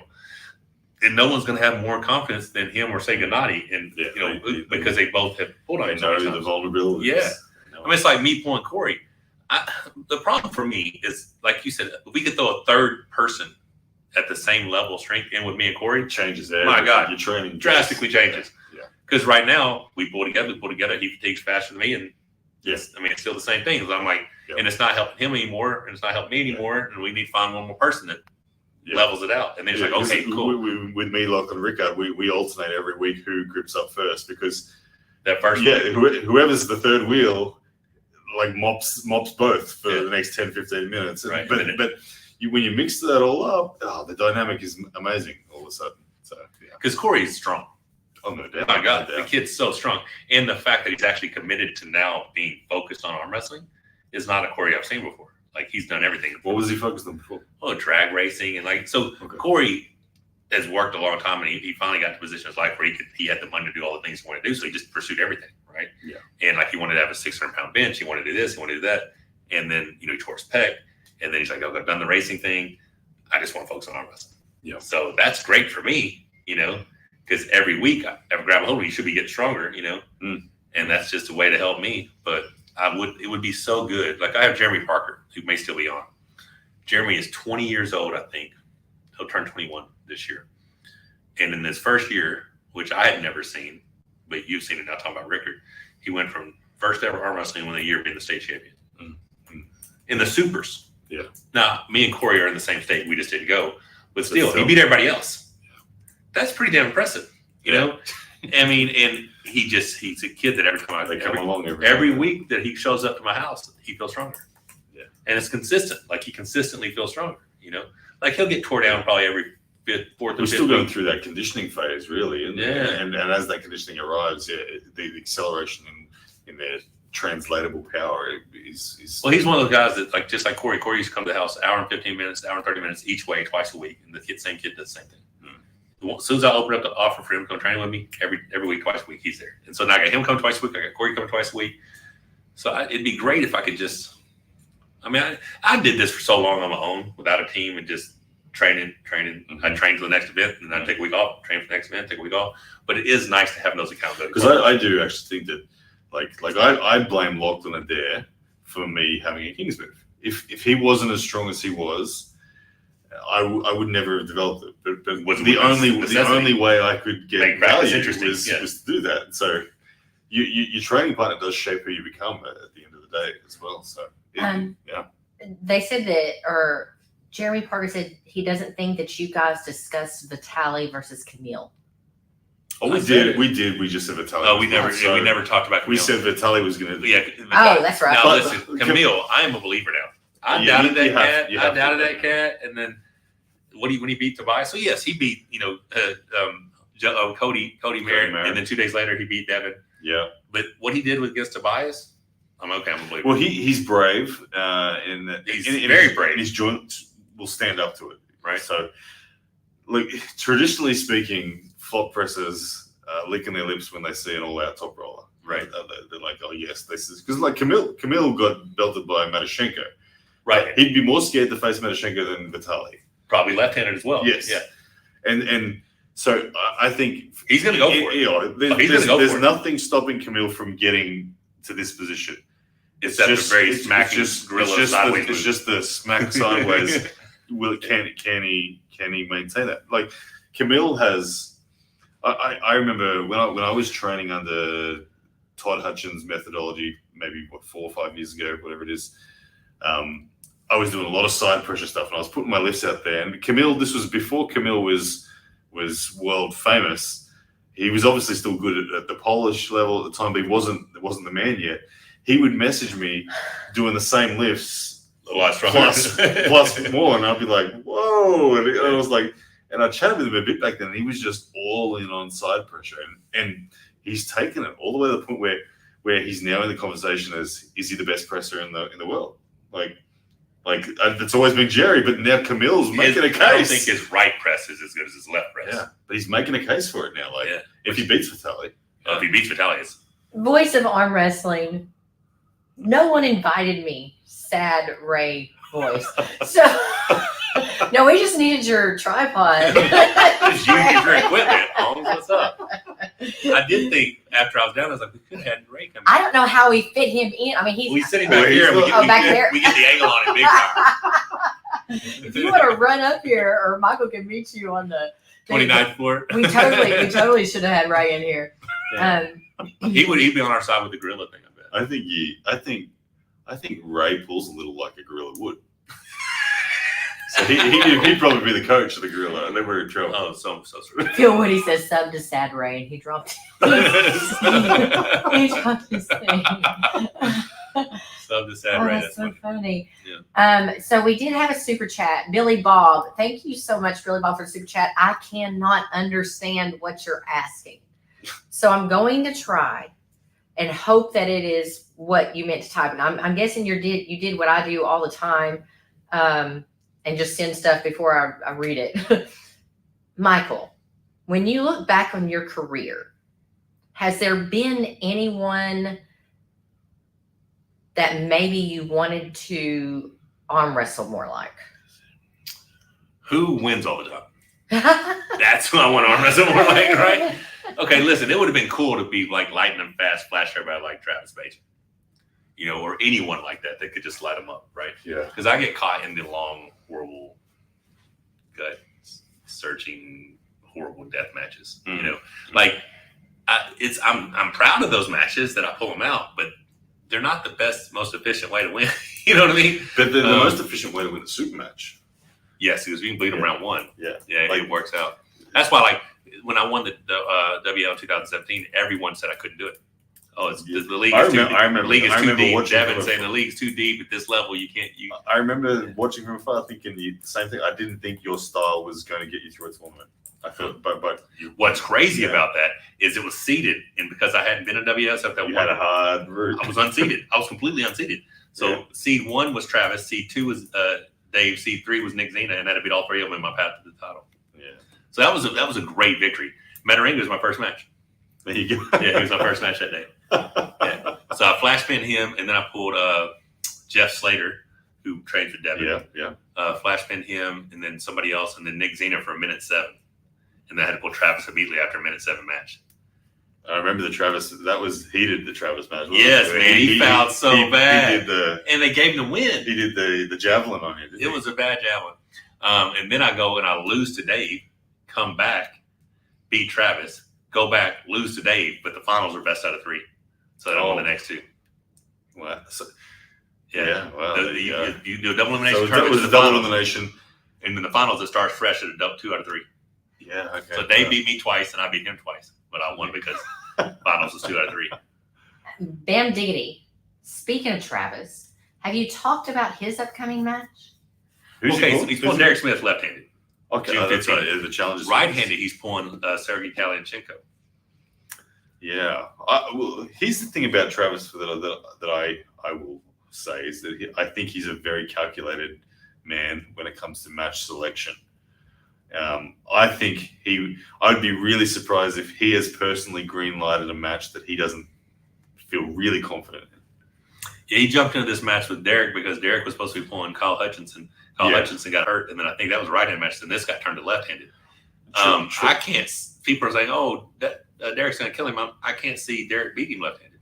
Yeah, I can't see it. I can't see it. I mean – especially if Travis is back. If Travis is Travis. And I asked Adam Taranenko about 2 months ago. He said Travis felt strong. He said Travis he's committed. He's in. Yeah. He's doing it. He's actually doing the work, and he's doing all the steps required. So that was always the question. It was never, is Travis a good enough arm wrestler? And his age is what? He's like 4 years younger than me. Yeah. So he's still 46, 47. He's still young enough that he can return to essentially where he could be 45. I don't remember. Like, this sport is different, that you can be out for a while and then come back and essentially be as good as you were. Like the joint integrity, it doesn't go away with age. Your muscular strength might fade a bit, but the joint integrity doesn't go away. And that's the thing you need the most. So you can always get the muscle strength back. What are you going to say, man? Marius Gate, he says, I haven't seen anyone say Derek is going to kill him, but Armbits does show him as Derek as the favorite. Yeah, there was something I saw the other day that said, like, huge favorite. Derek was something I was like, I just can't. I mean, I like Derek, but Travis is Travis. Travis is not only a strong arm wrestler, he's a very talented arm wrestler. Oh, and I mean, extremely talented. He was the one that got everything he wanted in the setup. Like his whole WAL thing That was the worst reffing I've ever seen in my life. Every time Travis arm wrestled, he would move forward. He would do every single thing you could do before the go and not get called for it. I'm like, how did you even do that? Like, how in your mind do you think that's fair? That's not even close to fair. But he would do it, get away with it. He was cracking fools. That 2016 Travis was the strongest. Beat Chafee. Yeah, but he beat Jerry that day. Yeah, that's right. He just went like that on Jerry. Yeah. Like, that was the most impressive I've ever been to Travis in my life. Yeah. Because he looked, but he just lost his father. Yeah. And like, he kind of dedicated that. I remember hearing that he lost his father 2 weeks before. And when that happened, I remember I said to my wife at the time, I said, Travis is winning. There's no way with that motivation of just having lost his father, I thought he'll be unstoppable. His emotional state will be in that genuine fight or flight, like all is done. Nothing can get in the way. And he put in the best performance I think he's ever done. Yeah, it looks so dominant. Yeah. So that Travis, I always like when the natural fan in me comes out and we start talking about all the hypotheticals. There was a good period of time where probably around that time where I used to say or ask myself the question and other arm wrestlers, if every arm wrestler was in a tournament and you had to pick the winner, otherwise you die, who are you picking? For me, it was Travis at the time. I thought if there's $1 million on the line and they were all doing everything that they could, for me, I thought Travis was the shortest odds. He had the most efficient path. Yeah. If he flashes everybody, he was silver bullet going to light you up. If he doesn't, he loses. Yeah. I mean, that was Travis. He's either going to crush you or he's going to. I mean, the only time the most impressive I've ever seen in a long match was him beat Lucky's. He didn't beat Lucky's, but he beat Lucky's at one round. Lucky's ends up beating that day. But he beats him from a horrible position. Stand up, Richard, stand up. I'm about to bust that wrist back. I'd never seen Travis arm wrestle. I'd seen Travis have a really good move. You know what I'm saying? Yeah. And that's what Twirl is saying. He said, you need to understand how much easier it is to get back into peak shape for a flash cooler than it is for other styles. I agree. That makes sense. Yeah. And it's almost with Travis, it's not a question of his physicality. It's more a question of his mentality as to whether the comeback will be succcul or not. And if he's cocky, arrogant, Travis, I can do anything, Travis. Yeah. He's going to come back bad, dude. Is he motivated to do it for a long period of time? That's the question. What's his motivation? Because he's right? like, when his son is doing so well in my the God, NFL, right? Yeah, that like he'd be riding that really high feeling, just being his father and helping and supporting him there. That would be already fulfilling a lot of what it is to be a human and want to achieve things. Right, supporting his son. So does he still have the desire and the hunger to be the man? That's the big question. Let me tell you, the only thing that could really be doing it, in my opinion, is he loves for people to say, he's the greatest. He's the greatest. And then Devin he says it enough. He does say it enough. He does. I don't think he needs anybody else to. He does even now when he says it, like recently, I don't even, he says it just to be funny because he knows that he's not. And now there's Devon's taking this persona, this face of arm wrestling, and I think there's part of his ego that's kind of been. Yeah, he's like, I'm coming back to that shit. I could have. Like, there's a chance that he can come back and make some big waves. Travis's personality is very entertaining when he's talking and being his like that little. I don't know. You saw the video when he was on. I don't know what the coverage is. It was an NFL. Hilarious. Oh, dude, the way he took that mic and he stole the show in a 1 minute clip. He absolutely had the hosts in stitches laughing, and it was the greatest. He's very charismatic. Very charismatic, and he's great for the sport. The dude can entertain. Right. He can. Yeah. That's one thing. I mean, years ago, you'd go to a tournament just to see what Travis was going to say next. The shit's funny. Yeah, I remember watching him on Game of Arms as well. I loved watching him on Game of Arms. The character persona that was portrayed through that show was like he was the supervillain. Right. Travis was the supervillain. I haven't quite worked out how to fly yet, but I'm close. Right. Yeah. So one thing that goes way back to the GNC show of strength, probably 2003. Could have been 2004. Might have been 2004. I can't remember the year. Could have been 2003. I think it was 2003. It was. So Ron Bath had cut down to the 209 division, right? And he wins the 209 show of strength. The weight class above was 210 and up. Travis has been looking because Dave Randall has been smacking him, rubbing his head, saying who's your daddy for a long time. And he beats David twice, right? he looks out in the audience directly at Ron's back and says, "You'll never eat again after watching that match." Because he ain't never come back to supers, you know what I'm saying? Like, and I died laughing. So I was like, holy shit, that's hysterical. You know what I'm saying? Because, say it in his voice. I got to hear it in his voice. Did Ron and Travis have a pull? Oh, yeah. They pulled a bunch of that over the years. But, so but just the fact that David Randall was the man, right? David Randall was the man in the United States outside of John Brazil. He was definitely the man on the East. Yep. And when Travis just posted through him and ran over him, I swear he looks right out. You'll never eat again after watching that. It's fucking hysterical. Because I'm like, oh, Ron, you talking? I'm like, Ron, you talking to you? So long story short, Travis has all the potential to come back. It's just whether he'll actually. Well, listen, does he have the potential to be left-handed and beat someone like LeBron? I think he definitely makes top 10 rank. Yeah, I don't think he ever does that. So if he's coming back to be the number one guy, I think it's out of reach. Yeah, I think it's out of reach too. Because there's only so much that fast speed can do. But I do think top 10 in the world for sure is very realistic. Both arms. Yeah, I think it's even as right. You know? I agree. Yeah. But if we keep seeing these Alec Yurdeshes and Rivas 375s and fucking Vitalis, I mean, it might be time to just coach some folks.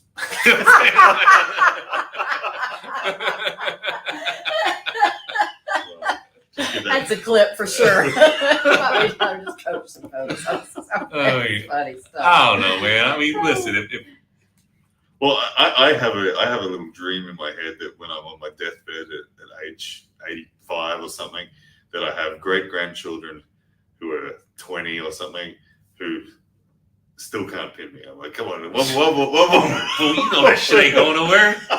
We stuck that shit up.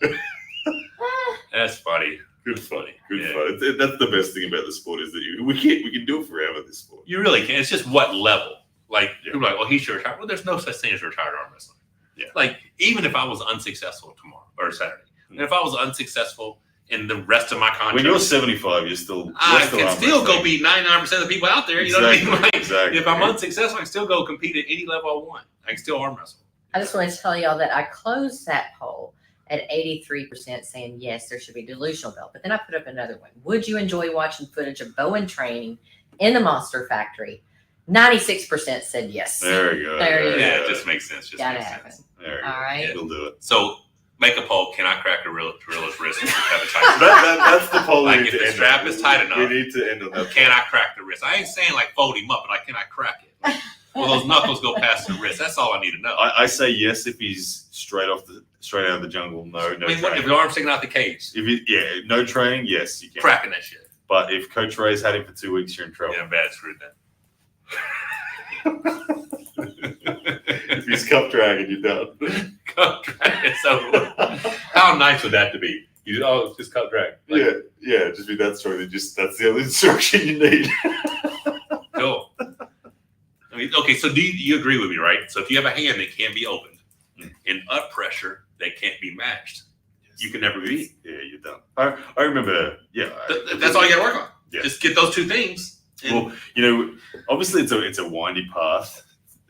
The sport, different styles dominate depending on who the man is at the time, and the whole sport follows the man that's dominating, whether it's the Georgians and back pressure or Devon with his now King's move, and you yourself shape the sport and all that sort of stuff. There tends to be a style. But I remember once when Devon visited, maybe 2016 to Australia, he was at a phase maybe back then where he said to us as a group when he was giving us a coaching clinic, you can almost reduce arm wrestling down to the man with the stronger wrist flexion wins.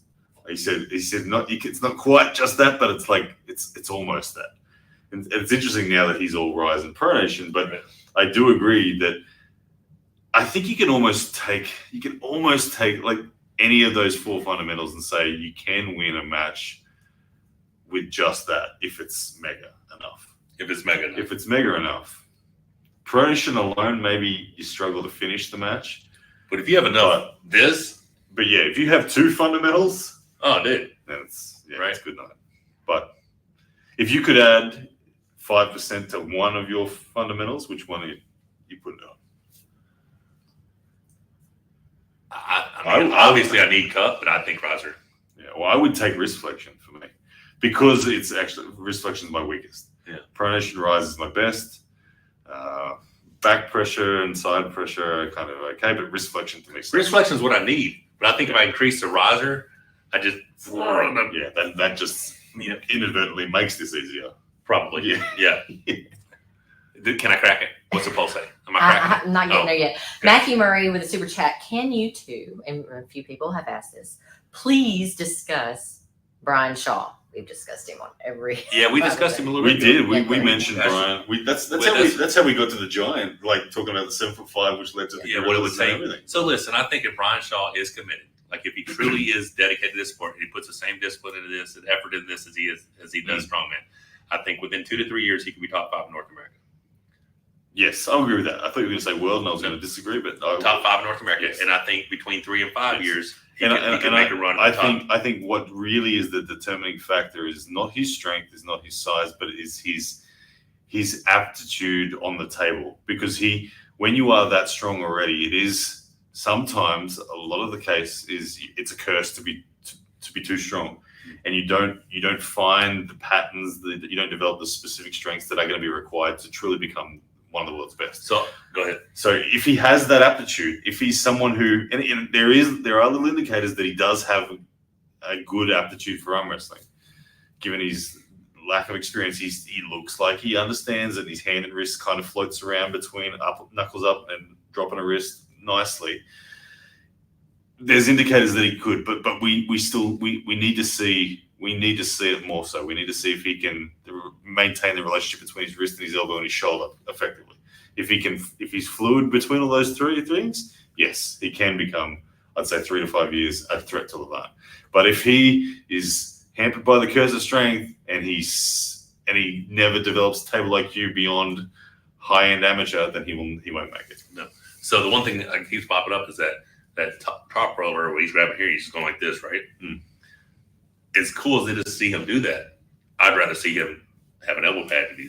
Yeah. There's all that. I don't like this. There's all that fluidity. This is cool, and you're working your pronation and your side pressure, but the elbow's staying in the same place. Let's just start you from the very beginning. You're brand new. You've never done anything. Okay, so what I want you to do is right here. Do this. Cup drag lean. Just do this, bro. Let's keep doing this until this is really, really good. Put him on the gorilla program until he's got that fluid. Dude, that's it. That's where all the mistakes are being made, in my opinion. That's it. That's Get in the table. Every single brand you do that I cup drag lean. Cup drag lean. That's it. Yeah. Exactly. That's it. That's a fundamental. Yeah. That's just let this shit feel natural to you. Yeah. And then the variations started just being like, how high do you place your hand when before you cup drag lean? Yeah, am I high cup drag leaning? Yeah. That's not problem. Am I low cup drag leaning? I mean, looking, it's cup drag leaning. Yeah. Like it's it's so simple. You just cracked the code for everybody out there. Listen, I can It's take cup drag lean. anybody off the street. Cup drag lean will take you a long way. Bro, I can take anybody off the street, put them in an arm handle, put it on a pulley that you can move it around, and you set you up on the table and say, just do this. Yeah. Cup Just drag do lean. this. Cup drag lean. Just do this. And if you will do that enough, that shit becomes second nature. It feels natural to And you. And then you can make whatever adjustments If you he need. can imprint that into his neurological efficiencies, then yes, he has hope. Someone needs to do the T-shirt. Cup drag lean. Oh shit! There you go. There you go. That's a good one. Well, if we ever end up doing a podcast together, cup drag lean won't be that. Cup drag lean. So it won't be Delusional Duo. Well, it could be cup drag lean, the Delusional Duo. Okay, so now I'm back on. I'm telling you, the moment I saw that shit, I'm like, that's just gold. That's Delusional just duo. fucking. I mean, and I'm cracking a real wrist with a tight strap. Well, I just got to tell you right now about that poll. Yeah, 1%. What I said was, who is the most delusional on here? You got to listen to all of this. I said Michael, Ryan, or the third option, MMT will crack that gorilla's wrist. 18% said Michael, 33% said Ryan. Apparently, the audience is the most delusional because 50% said MMT will crack that wrist. Fucking cracking. Yeah, people are confident. It's good. I'm telling you, that strap is tight enough. Woo-wee. Yeah, no, I do actually fundamentally agree with you there. But you will. Like, we need to have a paramedic on standby just in case Yeah. he It goes does the wrong way. rip you through the cage. But Well, what if? What if I rip him through the cage? Oh, Trey the farmhand is on, baby. Hey, Trey. I've never spoke to that guy in my life. I've never no. He hasn't called me. Hasn't nothing. I didn't know what happened to him. He's in Happyville right I'm now. happy, His but wife graduated from I'm nursing so happy school. for them. But I mean, a text, like a good luck or something. That would have been cool. He said good luck. All right. Yes, Yeah. sir. I'll catch up with you when we get back home. He says, bring that gold home, monster. Did we get an award? If there's a medal online, I didn't know that. But yeah, so all right, so you win this, and you're gonna make your mark at 105. 105. That's the plan. Climb that ladder formally, and I think, I feel like I'm ready. I feel like I'm ready. I do. Like, my confidence comes from my discipline that I've done over the last few years. I think even just the visuals of being able to stand next and have photos with people that are already in this echelon. It's been a surprise to me that I'm like, I actually look like I belong in this photo. Yeah, I watched your video earlier about it. Yeah, and that has mentally made me go, well, Ryan, okay, let's see what Saturday does. Right. Because it might be time that the delusion is erased, and look, you're there now. What are they going to say now? Once you're they're going to still say something. Because my goal, my public goal at the moment is I want to be in the top 10 105. Top 10 105 is that's the next rung. Right. I want to formally be recognized as top 10 105. And so, and all the delusional crowd was saying as if you're not even top 100, blah, blah, blah, blah, blah. Right. And I say to them, well, what are you number 10 that's going to stop me from getting in? Like, unless you're number 10 that stopped me from getting in, then zip it, because you can't stop me from getting there. So, right. Yeah. No, it's crazy though, because we're like top 10 105, what my goals are currently, right? Like, if I beat Lars, I get a shot, right? Mm-hmm. It doesn't matter where my rank's at or where my level's at. Like right now, I'm obviously within the top 10 of the 115. I've beaten the number 9, number 8 guy, who's now would have been number 6 and 7 because of the way the rankings are now, right? Yep. And people still like, oh, you suck, you should retire. What do I have to do? Like, do I have to beat? I got to beat Lars, beat Dodecan, then jump up supers, beat Levon, and then like go beat the gorilla, crack the gorilla's wrist. What I got to do? That's one of the things that I just don't get the mentality of. To me, it's evidence that people don't understand what the sport is truly about. When I'll see comments, I'll get the same thing. They'll say, if Ryan loses this match, he should just retire. Or I bet you Ryan packs it up if he loses this match. It's like, what you have? You're so far out of touch with what this sport actually is. Like, if I lose to Schoolboy, you want to know how much it dents my confidence that I'll get to my goal? Fucking none. It does not even slow my confidence down the slightest bit. Like, the amount of times I'll lose a match, and then guess what? My next match is a dude that was harder than this guy. Right? A loss means nothing. I'm motivated. What drives me most is 3 to 5 years. Where am I? Yeah, loss is going to come. Oh yeah, they're going to come. I mean, and you just go with it. Like, people are like, "Oh, you're afraid to arm." Like, who could possibly be afraid to arm wrestle? Worst thing that happens is you lose. I've already had this arm land on the table behind me and this bicep blow off the bone. Nothing worked. I mean, like, I'm good. Like, I've already been there. Shit's already. I mean, am I going to go test my frame and shoulder to shoulder against Lars? If he sets up for press, I'm pressing him. You know what I'm saying? Like, that's how it's going to, because I was telling in my video with the coach, with Ray, I was like, dude, I mean, what's the worst that's going to happen? Yeah. You know what I mean? Like, exactly. I'm still going to wake up tomorrow. This is why we actually love the pursuit of something we can't do, or that we're told that we can't do. Right. Well, the expectation of the room is that you can't pull this off.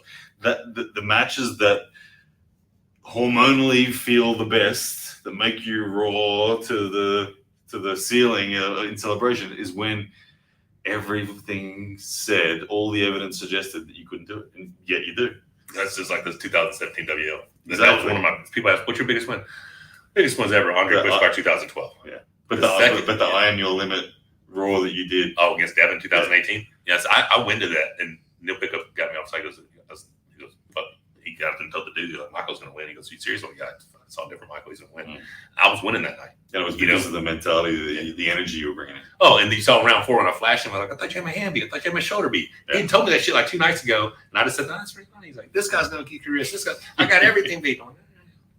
Yeah. And then, like, it was just my time. It was meant to be, right? That was I embracing. I'm embracing this delusion shit. Delusion, whatever, dude. I set my goals. I publicly set my goals.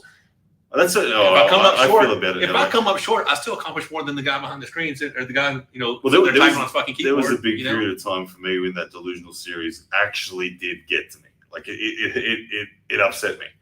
Where now I'm at the point of it now where I'm like, I kind of wonder and laugh in my head if the dude who, I don't even know who does it, but the dude who's behind it, Arm Wrestling Bible is the name, but who it is, I don't know. If they try to make another episode, like, to me, it starts to make them look stupid. Like, if I lose to Schoolboy and sure, there's plenty of clips of me out there saying, I think I can beat Schoolboy. But the funny thing is, even if the delusional episodes keep going, are they going to keep going all the way to the point where I am the 105 dude? Is it going to, it just shows you the stupidity of the weak, sort of afraid mindset that so many people are limited by. Because whether I win or lose, the progress is happening. Never has a loss or a delusional moment actually made me want to think about stopping. Like, it's so. So I'm gonna be honest. I thought about quitting a few times. Yeah, I guess I'm still young enough. In the moment, but I've done it for so long. Like, you're 30. When Pushkar died. Pushkar passed away. I almost quit. You thought that? I was like, listen, it hurt bad because he was my benchmark. He was a guy that I thought. I thought had so many more. Yeah, chapters left. He was only 33 when he passed. Yeah, we were going to arm wrestle so many more times. Yeah. And then it just that was taken. I was like, dude, I don't even want to do it anymore. Because he was the man. Yeah, left and right. He had just beaten me, and he had, as much as it you hurt. were his last super match. Yeah, when he beat me, it hurt because I wanted it so bad, right? But going back and seeing, a year later he passes and how much that victory meant to him. That's what it was meant to be, But it was that was brutal. So there's been times throughout these 34 years where I thought, maybe but honestly, there's no, even if and it's never quitting. I don't think it's not quitting. It's just like, do I still want to pursue? It's just a real. Because the thing is, I'm not doing any of this shit unless I'm pursuing overall number 1 order. Like, that's still the goal, right? It doesn't matter what's happening. I'm not in this shit just for fun. I'm not collecting a paycheck. Probably the most delusional thing I've ever said is when someone there was a time when Levant was going to be coming to Australia for filming, but Corona got in the bloody way, and they ended up having to film it somewhere in Europe instead. But yeah, he was coming down there to hang with Chris Hemsworth and film his film. And he was going to be here long enough that I was talking with Levant. He was going to come train with me and Lachlan and things like that. I was like, this is going to be so cool. Levant's going to be here training. And naturally, the conversation at the time was like, how will that go? And people were like, do you think you can get a pin on Levant? And I'm like, of course I can't pin Levant. But there is a certain set of circumstances where I could pin Levant. And I made the point. I said, look, if Levant started like this and I got to be strapped, if I get to be strapped like this, Levant, and I'm out there in his fingers, I think I could. And people were like, oh my goodness, here he goes. But that's a very specific set of circumstances. That's how I reverse engineer everything. I say, yes, I can't beat Levant, but look, someday would I like to beat Levant? And it's like 2 years ago, I needed him there. Now I might need him here. Like, I'm building it back. You know what I mean? Like, one day I'll get his hand closed in my mind and think I can do it now. Yeah. But obviously, for me to be at that point, I need to be much stronger human than I am now. But that's how I think with all my opponents. I reverse engineer what I need to be at, and eventually I get back to a start position. I'm like, all right, well, now we're ready to take it. So you have to be a much stronger human. Does that equate to a much bigger human? Well, look, I'm not making plans yet to actually be the overall number 1. I'm making plans to be the 105, but I know that I've put on an average of 1.8 kilos per year since I've been in the sport, and I think that will continue. So I think given my age 39, I think that my peak's going to be somewhere in the late 40s, around 50. That's where my peak will be. So essentially 20 kgs. So I know another 20 kgs on me now. So I might be a 130 kilo dude in 10 years' time. And a 130 kilo dude for me in the peak, that's going to probably be my best shot at wherever I get in the overall ranks. That's probably going to be it. Yeah.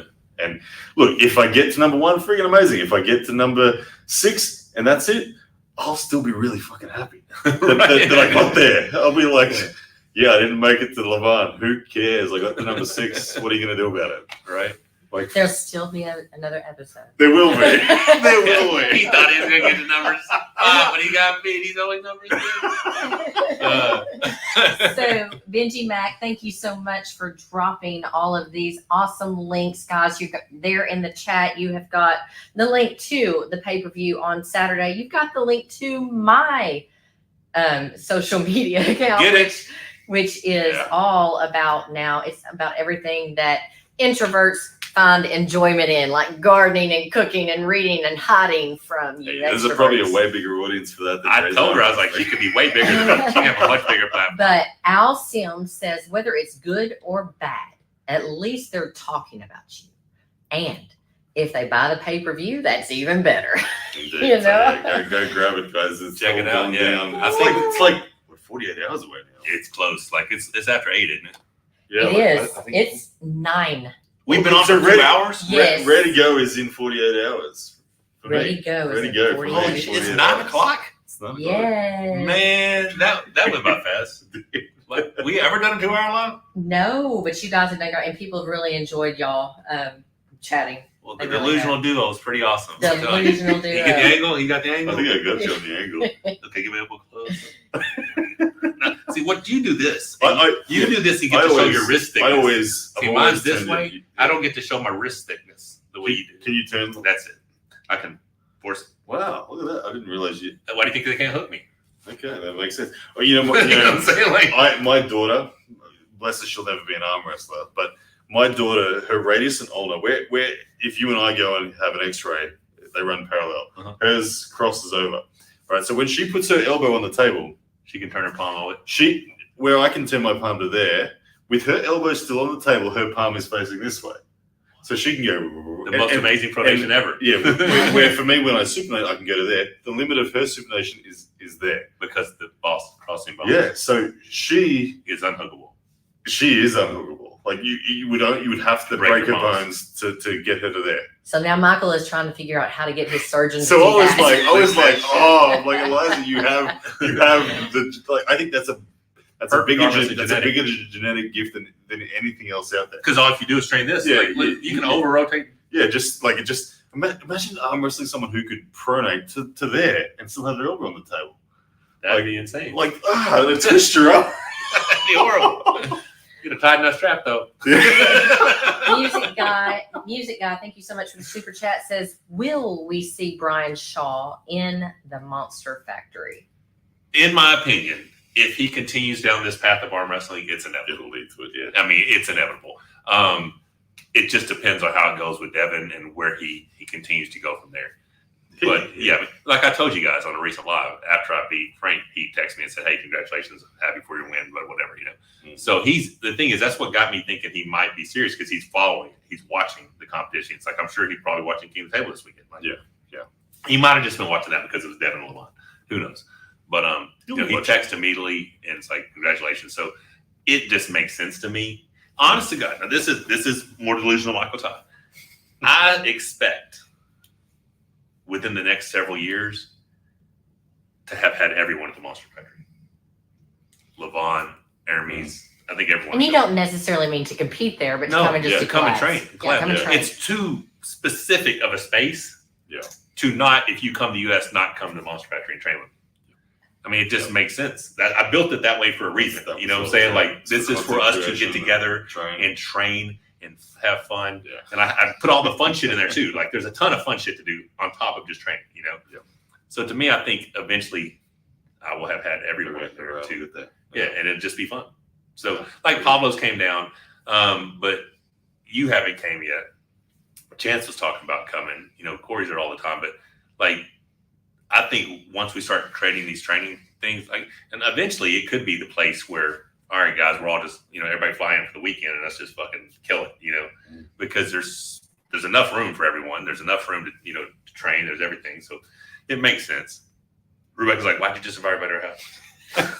She's like, I'm introverting out loud. I just told you, I'm fucking introverted. Kolar says, if you build it, they will come. And yes, that is exactly what I was sitting here thinking. It's like, where can I go for the when weekend. this happens? But yeah, it's a very specific space. And it's still, I'm truly blessed. I'm so thankful. And we did all this through the support of our followers.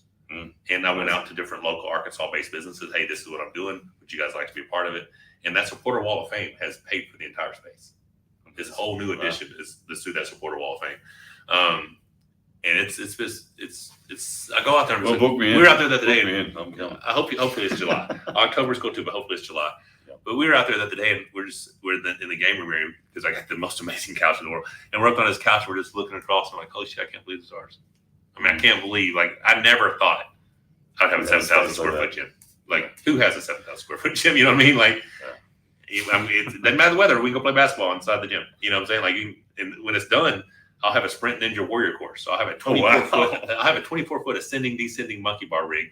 9 foot up to 12, back down to 9, back up to 12, come down a rope, hop over the parallel bars, come out the other side. Just hang on, like 4 rungs on a salmon ladder, come down a rope, and then up the pegboard. But that is what people do not understand. The ones that are just watching you and know you through arm wrestling that do not understand about you. You are not just into working out and training for arm wrestling. You have much more athleticism. I am going to make my declaration right here that I have told my wife for the last 10 years. Within the next 6 months, I'm going to be able to do a full split. Liar. Full split. Yeah, because I want to get back.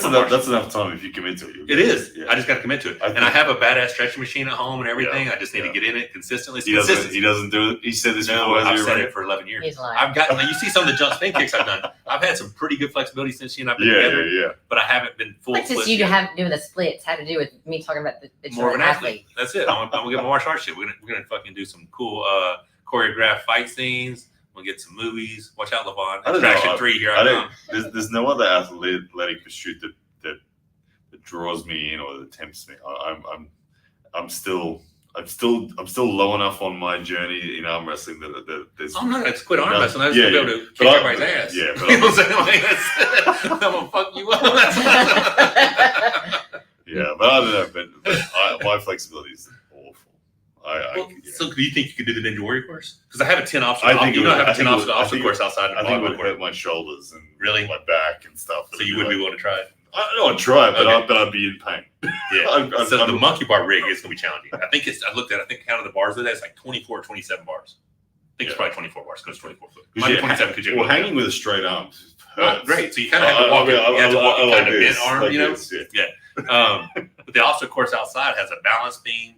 And you go over an arching monkey bars, so you traverse over 1,000-pound tire, then you run a parallel bars, and you climb up climbing pipes, come down the other side, just set of 10 dips over a 13-foot cargo net, come down over and over 6 rings on a swinging ring, and then the bonus salmon ladder for 4 rungs. It sounds like every kid's dream I had when I was a kid. Seriously, if you had to shoot your kid, would you? Listen, if I had my own kid right now, my grandson Flynn, if I could train him, bro. Like I wouldn't. My hallway would have walking hallway and it have monkey bar hallway. And he could only go down the monkey bar hallway. Do not let your feet touch the ground. You got a monkey bar hallway because he's a monkey, bro. This kid, he's fearless. He gets on the gymnastics rings and he will swing until his body's parallel. I'm like, he's gonna die. But go. Like, Rebecca, can you stop him? He's going past the horizontal. Oh, dude, it's crazy. And he's just a kid. That's fun because it's not workout. It's play. Yeah, playing. Yeah. And the growth happens naturally as part of that. 100%, right? So, I mean, gymnasts are pound strongest athletes in the world. There's no close second for overall CrossFitters.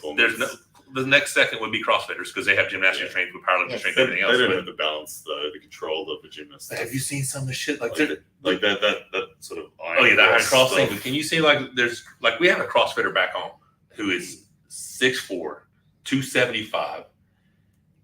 And he's got a 750-pound deadlift. Their overall strength and fitness is a 700-pound squatter, and he can do 20 consecutive muscle ups, and he can walk on his hands for fucking half a football field. Well, Greg Hartwick can do all that. Their energy output is probably better than gymnasts. Like the amount of watts that they I'm just saying generate. Pound for pound strength is the gymnast because the freaky shit they do is freaky. Yeah, and they do it with such control that makes it even freakier. Some of those calisthenics dudes have seen some shit now that I never thought was possible.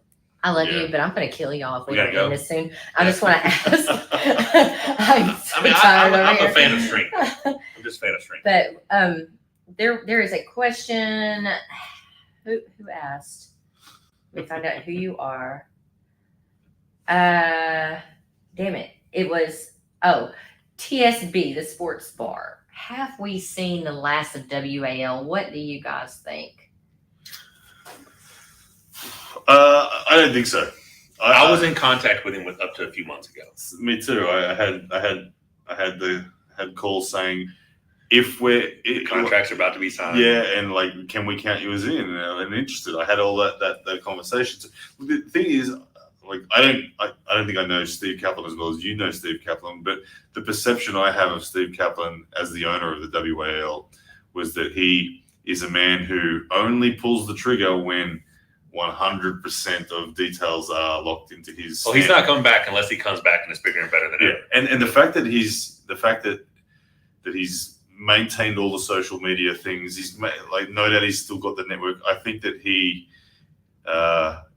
the evidence is there that he hasn't folded that entity, and ultimately, like, I know when I was there, he was building it to ultimately try to be able to someday sell it.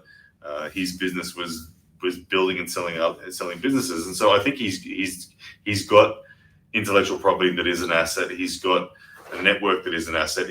What he has better than any organization out there that currently exists is the ability to network with billionaire media marketing companies. So I think he can potentially come back in and be bang. Do you think the halt from the last few months, from when things looked like it was about to kick off from the messages, do you think he's like halted? Okay, let's let East versus West and King of the Table kind of roll with it, keep building the hype, and then we take. Well, there are a lot of interesting things that could be talked about. Yeah, we're getting hand signals, but there's a lot of interesting things that could be talked about in respect to the plays of WAL and Core Sports and all and Pro Pangas, and there's a lot of big players out there, but there's always room for everyone. The Pro Panga thing probably has the most views of anybody because it's an idiot. You know what I'm saying? Very interestingly, it's not even a question. They had 30 million live concurrents. Yeah. 30 million live concurrents. It's not even a question. Like we're living in the pay-per-view world of Core Sports and Western culture arm wrestling. Indian sport is bigger than anything else in the world, and they don't need the rest of the world to make it profitable. No, they had 30 million live concurrents. That is unbelievable. Say that slowly so that people understand. They had 30 million live concurrents for their Pro Panga finals. That means 30 million people were viewing at the same time. Different IP addresses. Yes. Viewing. So this was, to give you some more perspective, this is not pay-per-view. This was on the Sony Sports Network. So that was television sets playing. So how many people were sitting behind those television sets? The whole family in the house watching. Right. So 30 million television sets live concurrent watching it. So their revenue is never pay-per-view. Their revenue is major corporate sponsors. Yes, of course. So they're already set. So now, Pro Panga. So they just need to pay us to come over. Well, they don't need anybody outside. I hope I don't say anything that Pro Panga hasn't already said publicly, but India is still a developing nation in respect to arm wrestling ability. They're not quite strong enough yet to hang with the rest of the world at the top level. So they're building India before they invite the doors to the rest of the world. Yeah. But they have every intention of doing that. They just want India to be good enough that they don't get wiped when they open the floodgates. So they're going to keep it as just India until their top 20 guys can bang with representatives from other countries. Yeah. Okay, so you were saying that you felt like Steve Kaplan had access to billionaire pockets, networks, more or less. I actually disagree. You said that he was the only one. I actually disagree on the single basis that what Ingen Terzi has been able to do with East versus West has brought the attention of the sport, of his platform, to so many areas now that are probably reaching a lot of those things. I think that if there's anyone that could, for instance, get into business with Dana White, and like Dana White did his slap. Oh my God, Dana White could easily say, "Hey, Engen, let's team up." Like that would make complete sense if that happened to him. I could totally see that happening. Yeah, especially with the Chael Sonnen coverage and all that. Chael Sonnen saying that he's been at Dana for years, saying it should have been arm wrestling, not slap. Like, I mean, East versus West 14 in Orlando. Yeah, right. Like who could actually be in that audience? Who could be there? When this started with East versus West 1, June 12th, which was on your birthday, did you have any idea, or could you have seen no clue what Ingen would do? No clue. Yeah. It's remarkable. How was he able to do it in a time where nobody could get anything off the ground? During COVID, I think mainly it's because his passion. And the fact that he had the same network that people like me and John, we could call anybody up and be like, hey, would you like to come on? Like when you've been in the sport that long and people trust you, you're like, it's not really hard to get people to come. If they can make it, if your country is accessible for people to get to, we just want to someone in the chat. And he interestingly came in at a time when all events got suspended because of COVID travel restrictions. There were no tournaments on, so super matches actually became the only thing possible because it was just 2 dudes you needed. You didn't need the whole squad of the tournament. So the timing was right, the network was right, and his passion for the sport was obviously the consistent glue that kept it all together. And here we have landed. What are we up to? East versus West? What now? 13 going to last 6. And his network. King of the Table is essentially under the same sort of banner as well. So they've done 20 odd events, and like I said, my head goes to.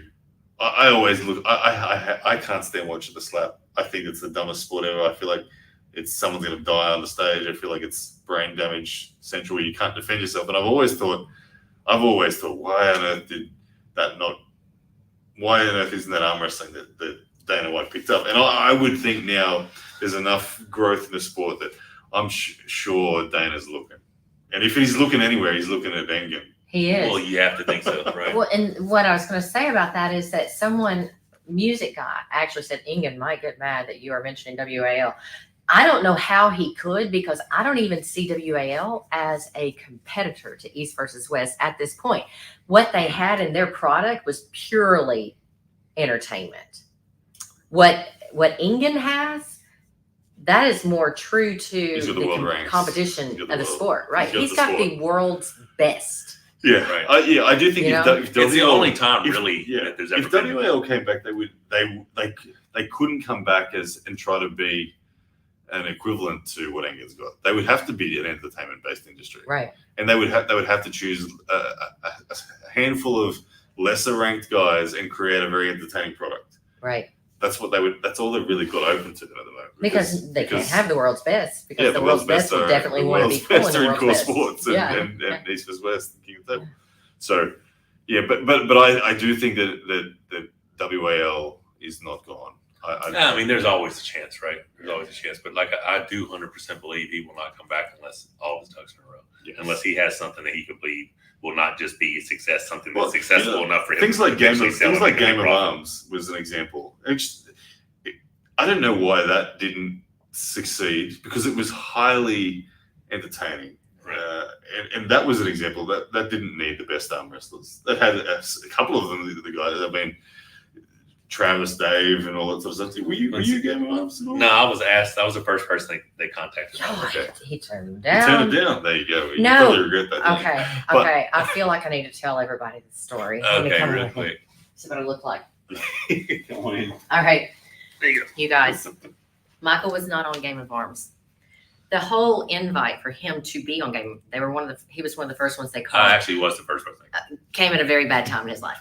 Yeah. All right, but he watches this season 1 happen, and then we run into the fellows at CrossFit Games when Michael had that left. Yeah, he pulled Dave Chafee, but he also practice match with Devon. It's when you were having the practice match with Devon left-handed, and one of the guys comes up and asks me, "I would like to interview your husband. Do you think he would be willing to talk to us?" I'm sure, he's fine, absolutely. I call Michael over there, tell him who this fellow is, and he's with Game of Arms. Michael says, "Yeah, I hate what you're doing. All right, take it."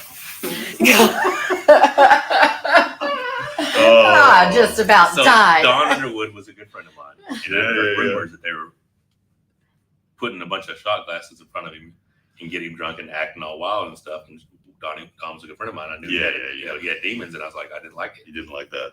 Yeah. So that's my first exposure to him. After me not getting, once they called me and asked me to be on, I said, hey, it's not really the right time for me right now, but I appreciate it. Definitely interested at some point. Then when I finally got to talk to the people who were behind it, that's my first thing came out of my mouth. I hate what you're doing. Yeah, but they were. That was AMC, wasn't it? That was like The Walking Dead and Game of Arms were like one after the other. So it was like great timing, good stuff. Yeah, it's just I couldn't see them doing that to a person that I cared about, and they were just trying to. I didn't like it. Yeah, but I like the show itself. That show was awesome. Their production would prove that you can take a crop of arm wrestlers that aren't the world's best and make a product that is ultimately very entertaining and profitable product. Right. I from my understanding, it was profitable, but it got scrapped because they put on Breaking Bad or something like that. Like really? It wasn't that it wasn't profitable. It was that we had a bigger project that is going to make us even more. Oh well, okay. Yeah. So.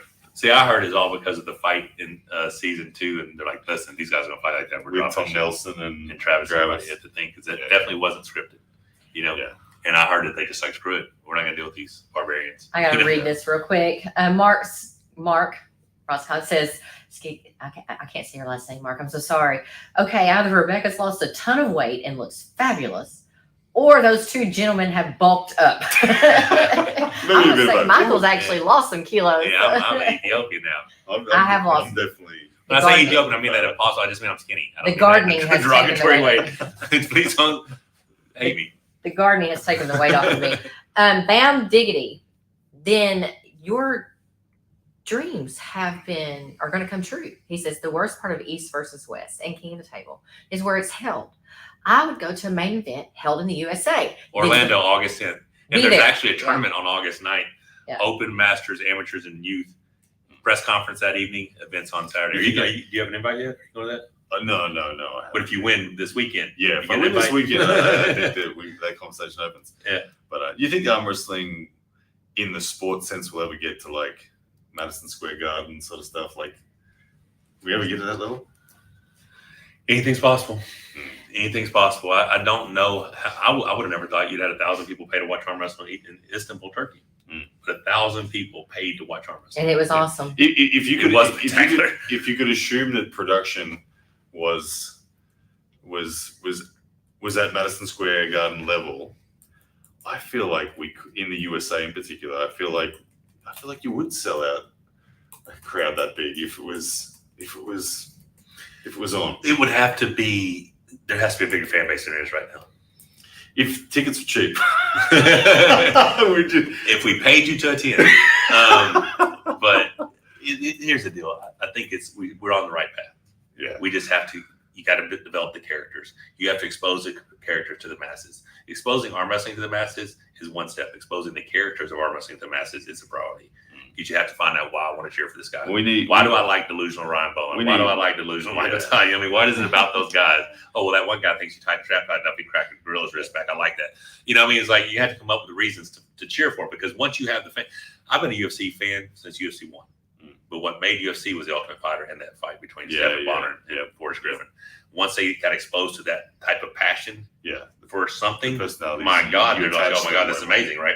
So the sport grew. And I think that's what it's going to take. Arm wrestling has Devon as its most influential character so far at the moment. But he still doesn't have the largest social media following. Like Akimbo, isn't he bigger? Well, yeah, but the depth of Devon's following is far bigger. Like Schoolboy's at 1.6 million or something. Akimbo's bigger than that. Akimbo is like 1.8 or something. I think he is now. I think he's big. The difference is, like I said, Devon's grown his through long form, really putting out his story, who he is, where a lot of YouTube channels can be grown on the back of shorts, and Akimbo is shorts, so no one actually knows him. It's just like, I enjoyed a couple of clips of his, and I press subscribe. Right. So, but if we had 5 or 6 people in the arm wrestling world that reach the level that Devon's at currently now, right, and then as he continues, and then as Devon continues, then the sport's really big. It is. It is. Really, I mean, Devon's about to cross 1 million. Yeah, I haven't looked. I think it was 992 recently. Yeah, like he's gonna cross 1 million subs. Yeah, the first real arm wrestler. Like Schoolboy's a real arm wrestler now. Yeah, but he didn't grow as a real arm wrestler. I'm talking about the first. He grew on the back of algorithmic. The first professional arm wrestler. I don't think Devon's had hit 1 million subscribers. I don't think Devon's had a viral growth moment. No, he's had organic growth the entire time. Yeah. I mean, people just fell in love with the story. And I mean, think about it. Like 16 years special forces. I mean, the dude has seen a lot, right? So, and this story that he just created, this Cinderella story that almost came true, it's like, I didn't make it to number 1, but made it to 6. Yeah. Dude didn't make it to number 1, but he got to number 2. You know what I'm saying? Like from DVT and was about dead, to number 2 overall in the world. How can you not, respect that? That's an amazing story, and the world got to see it. Yeah. They followed along the journey. When is that coming out? Like, I know that they were. Who knows what's going to happen in the documentary? The documentary could blow things up like crazy. All right, go ahead. We got a super chat. Mapazanian1. Sorry, I know I just butchered your name. I'm so sorry. I'm rooting for you, Michael, and want to see you competing more, Ryan. Now, TSB has asked this.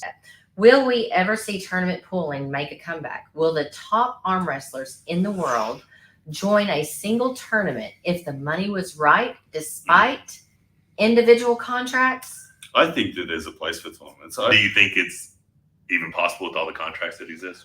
Well, if they ran it, if they ran it, like if East vs West had a 16-man invitational or something like that per weight category, that'd be phenomenal. What? Once a year, 16-man invitational tournament, double elimination, and it was a pay-per-view each event. I think everyone they would sell just as well as the supermatch events. You could, and would that be a cool thing? I think so. Yeah, it would definitely shake up the rankings. It would shake up the rankings big time, right? As an end of year thing, but obviously, like if you look at this, they're bringing East vs West is bringing 30 athletes to each event. So bringing 16 or bringing 32 and doing 2. So they could do two tournaments, 2 16-man invitational tournaments, 2 weight categories a pop. Would that sell enough pay-per-views? I'm sure it would. Especially if you have the top guys. I mean, if it was all the contracted top guys, you're all in. Yeah, and like it actually wouldn't cost them any more. I don't think it would. Even with large payouts, it wouldn't cost them any more. Expenses for everyone, and if you pay out to 16th, like I still think they probably come off as cheap. You know what I'm saying? Like, but I don't know. So it's not unrealistic. Would the fans be as invested? Yeah, would they be as interested in that? Like I think they really would. They would be something different. Yeah, like it would be, and because it brings new dynamics. Like you've been subjected to being the favorite in the tournament, having everyone gang up against you, for example. You know what that's like. So, like, does Levan win the tournament, or does everybody gang up against him? If everyone gangs up against him, Wow. Like, there's a question. Like, there might not be one man that can take down Levan, but 15 others. You know what I'm saying? Or the gorilla. Big Loss official says, "Good luck this weekend, guys. We'll be watching." Now, Lawrence, when are you coming to the Monster Factory to do some training? That's another. I mean, strongman athlete has committed himself to arm wrestling recently. Seeing more stuff. He's been around. Who is Lawrence Chalet? Oh yeah. He's been over there a couple of times. Close by, he's been to Austin. Yeah. But I know he had talked about coming to Monster Factory and training. But I mean, I think it's going to be, once this thing is complete and over the next couple of years, I think we'll have everyone coming in and out of that place, and it'll just be the perfect place for us to just. And then when we want to get together, a half a dozen people over a weekend or whatever, I think it's going to be a great place. Big Boss said he would love to come train.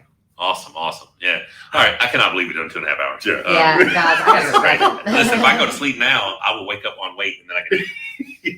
I'm really about to douse myself a bunch of nighttime shit. I'm out. Well, we're inside 48 hours to ready to go, guys. So make sure you go get those pay-per-views. First match of the night is going to be the blockbuster. Just so you know. There you go. Schoolboy versus Ryan Bowen is the first match. Appreciate you, man. Thank you very much. All right. Thank yes, you sir. very much. Don't forget to subscribe, click the notifications. What is it, Ryan Bowen now? Just not Ryan Bowen. So someone watching on Facebook, so be sure to follow. Oh yeah, go follow. He's got a huge Facebook as well. Go check out Ryan Bowen. Facebook's actually my biggest. Yeah, it's my biggest too, but you blew past me. You're like, You just slap him? I meant to just then, but I don't have enough energy from all this dehydration. So check him out. Is that same thing on TikTok, Instagram, everything? Yeah, all of them. I'm all Monster Michael Todd. He's all Ryan Bowen. Go check it out. Go to Twitter for me, actually. Blow my Twitter up. So does Twitter help with you? It's X. X/Twitter.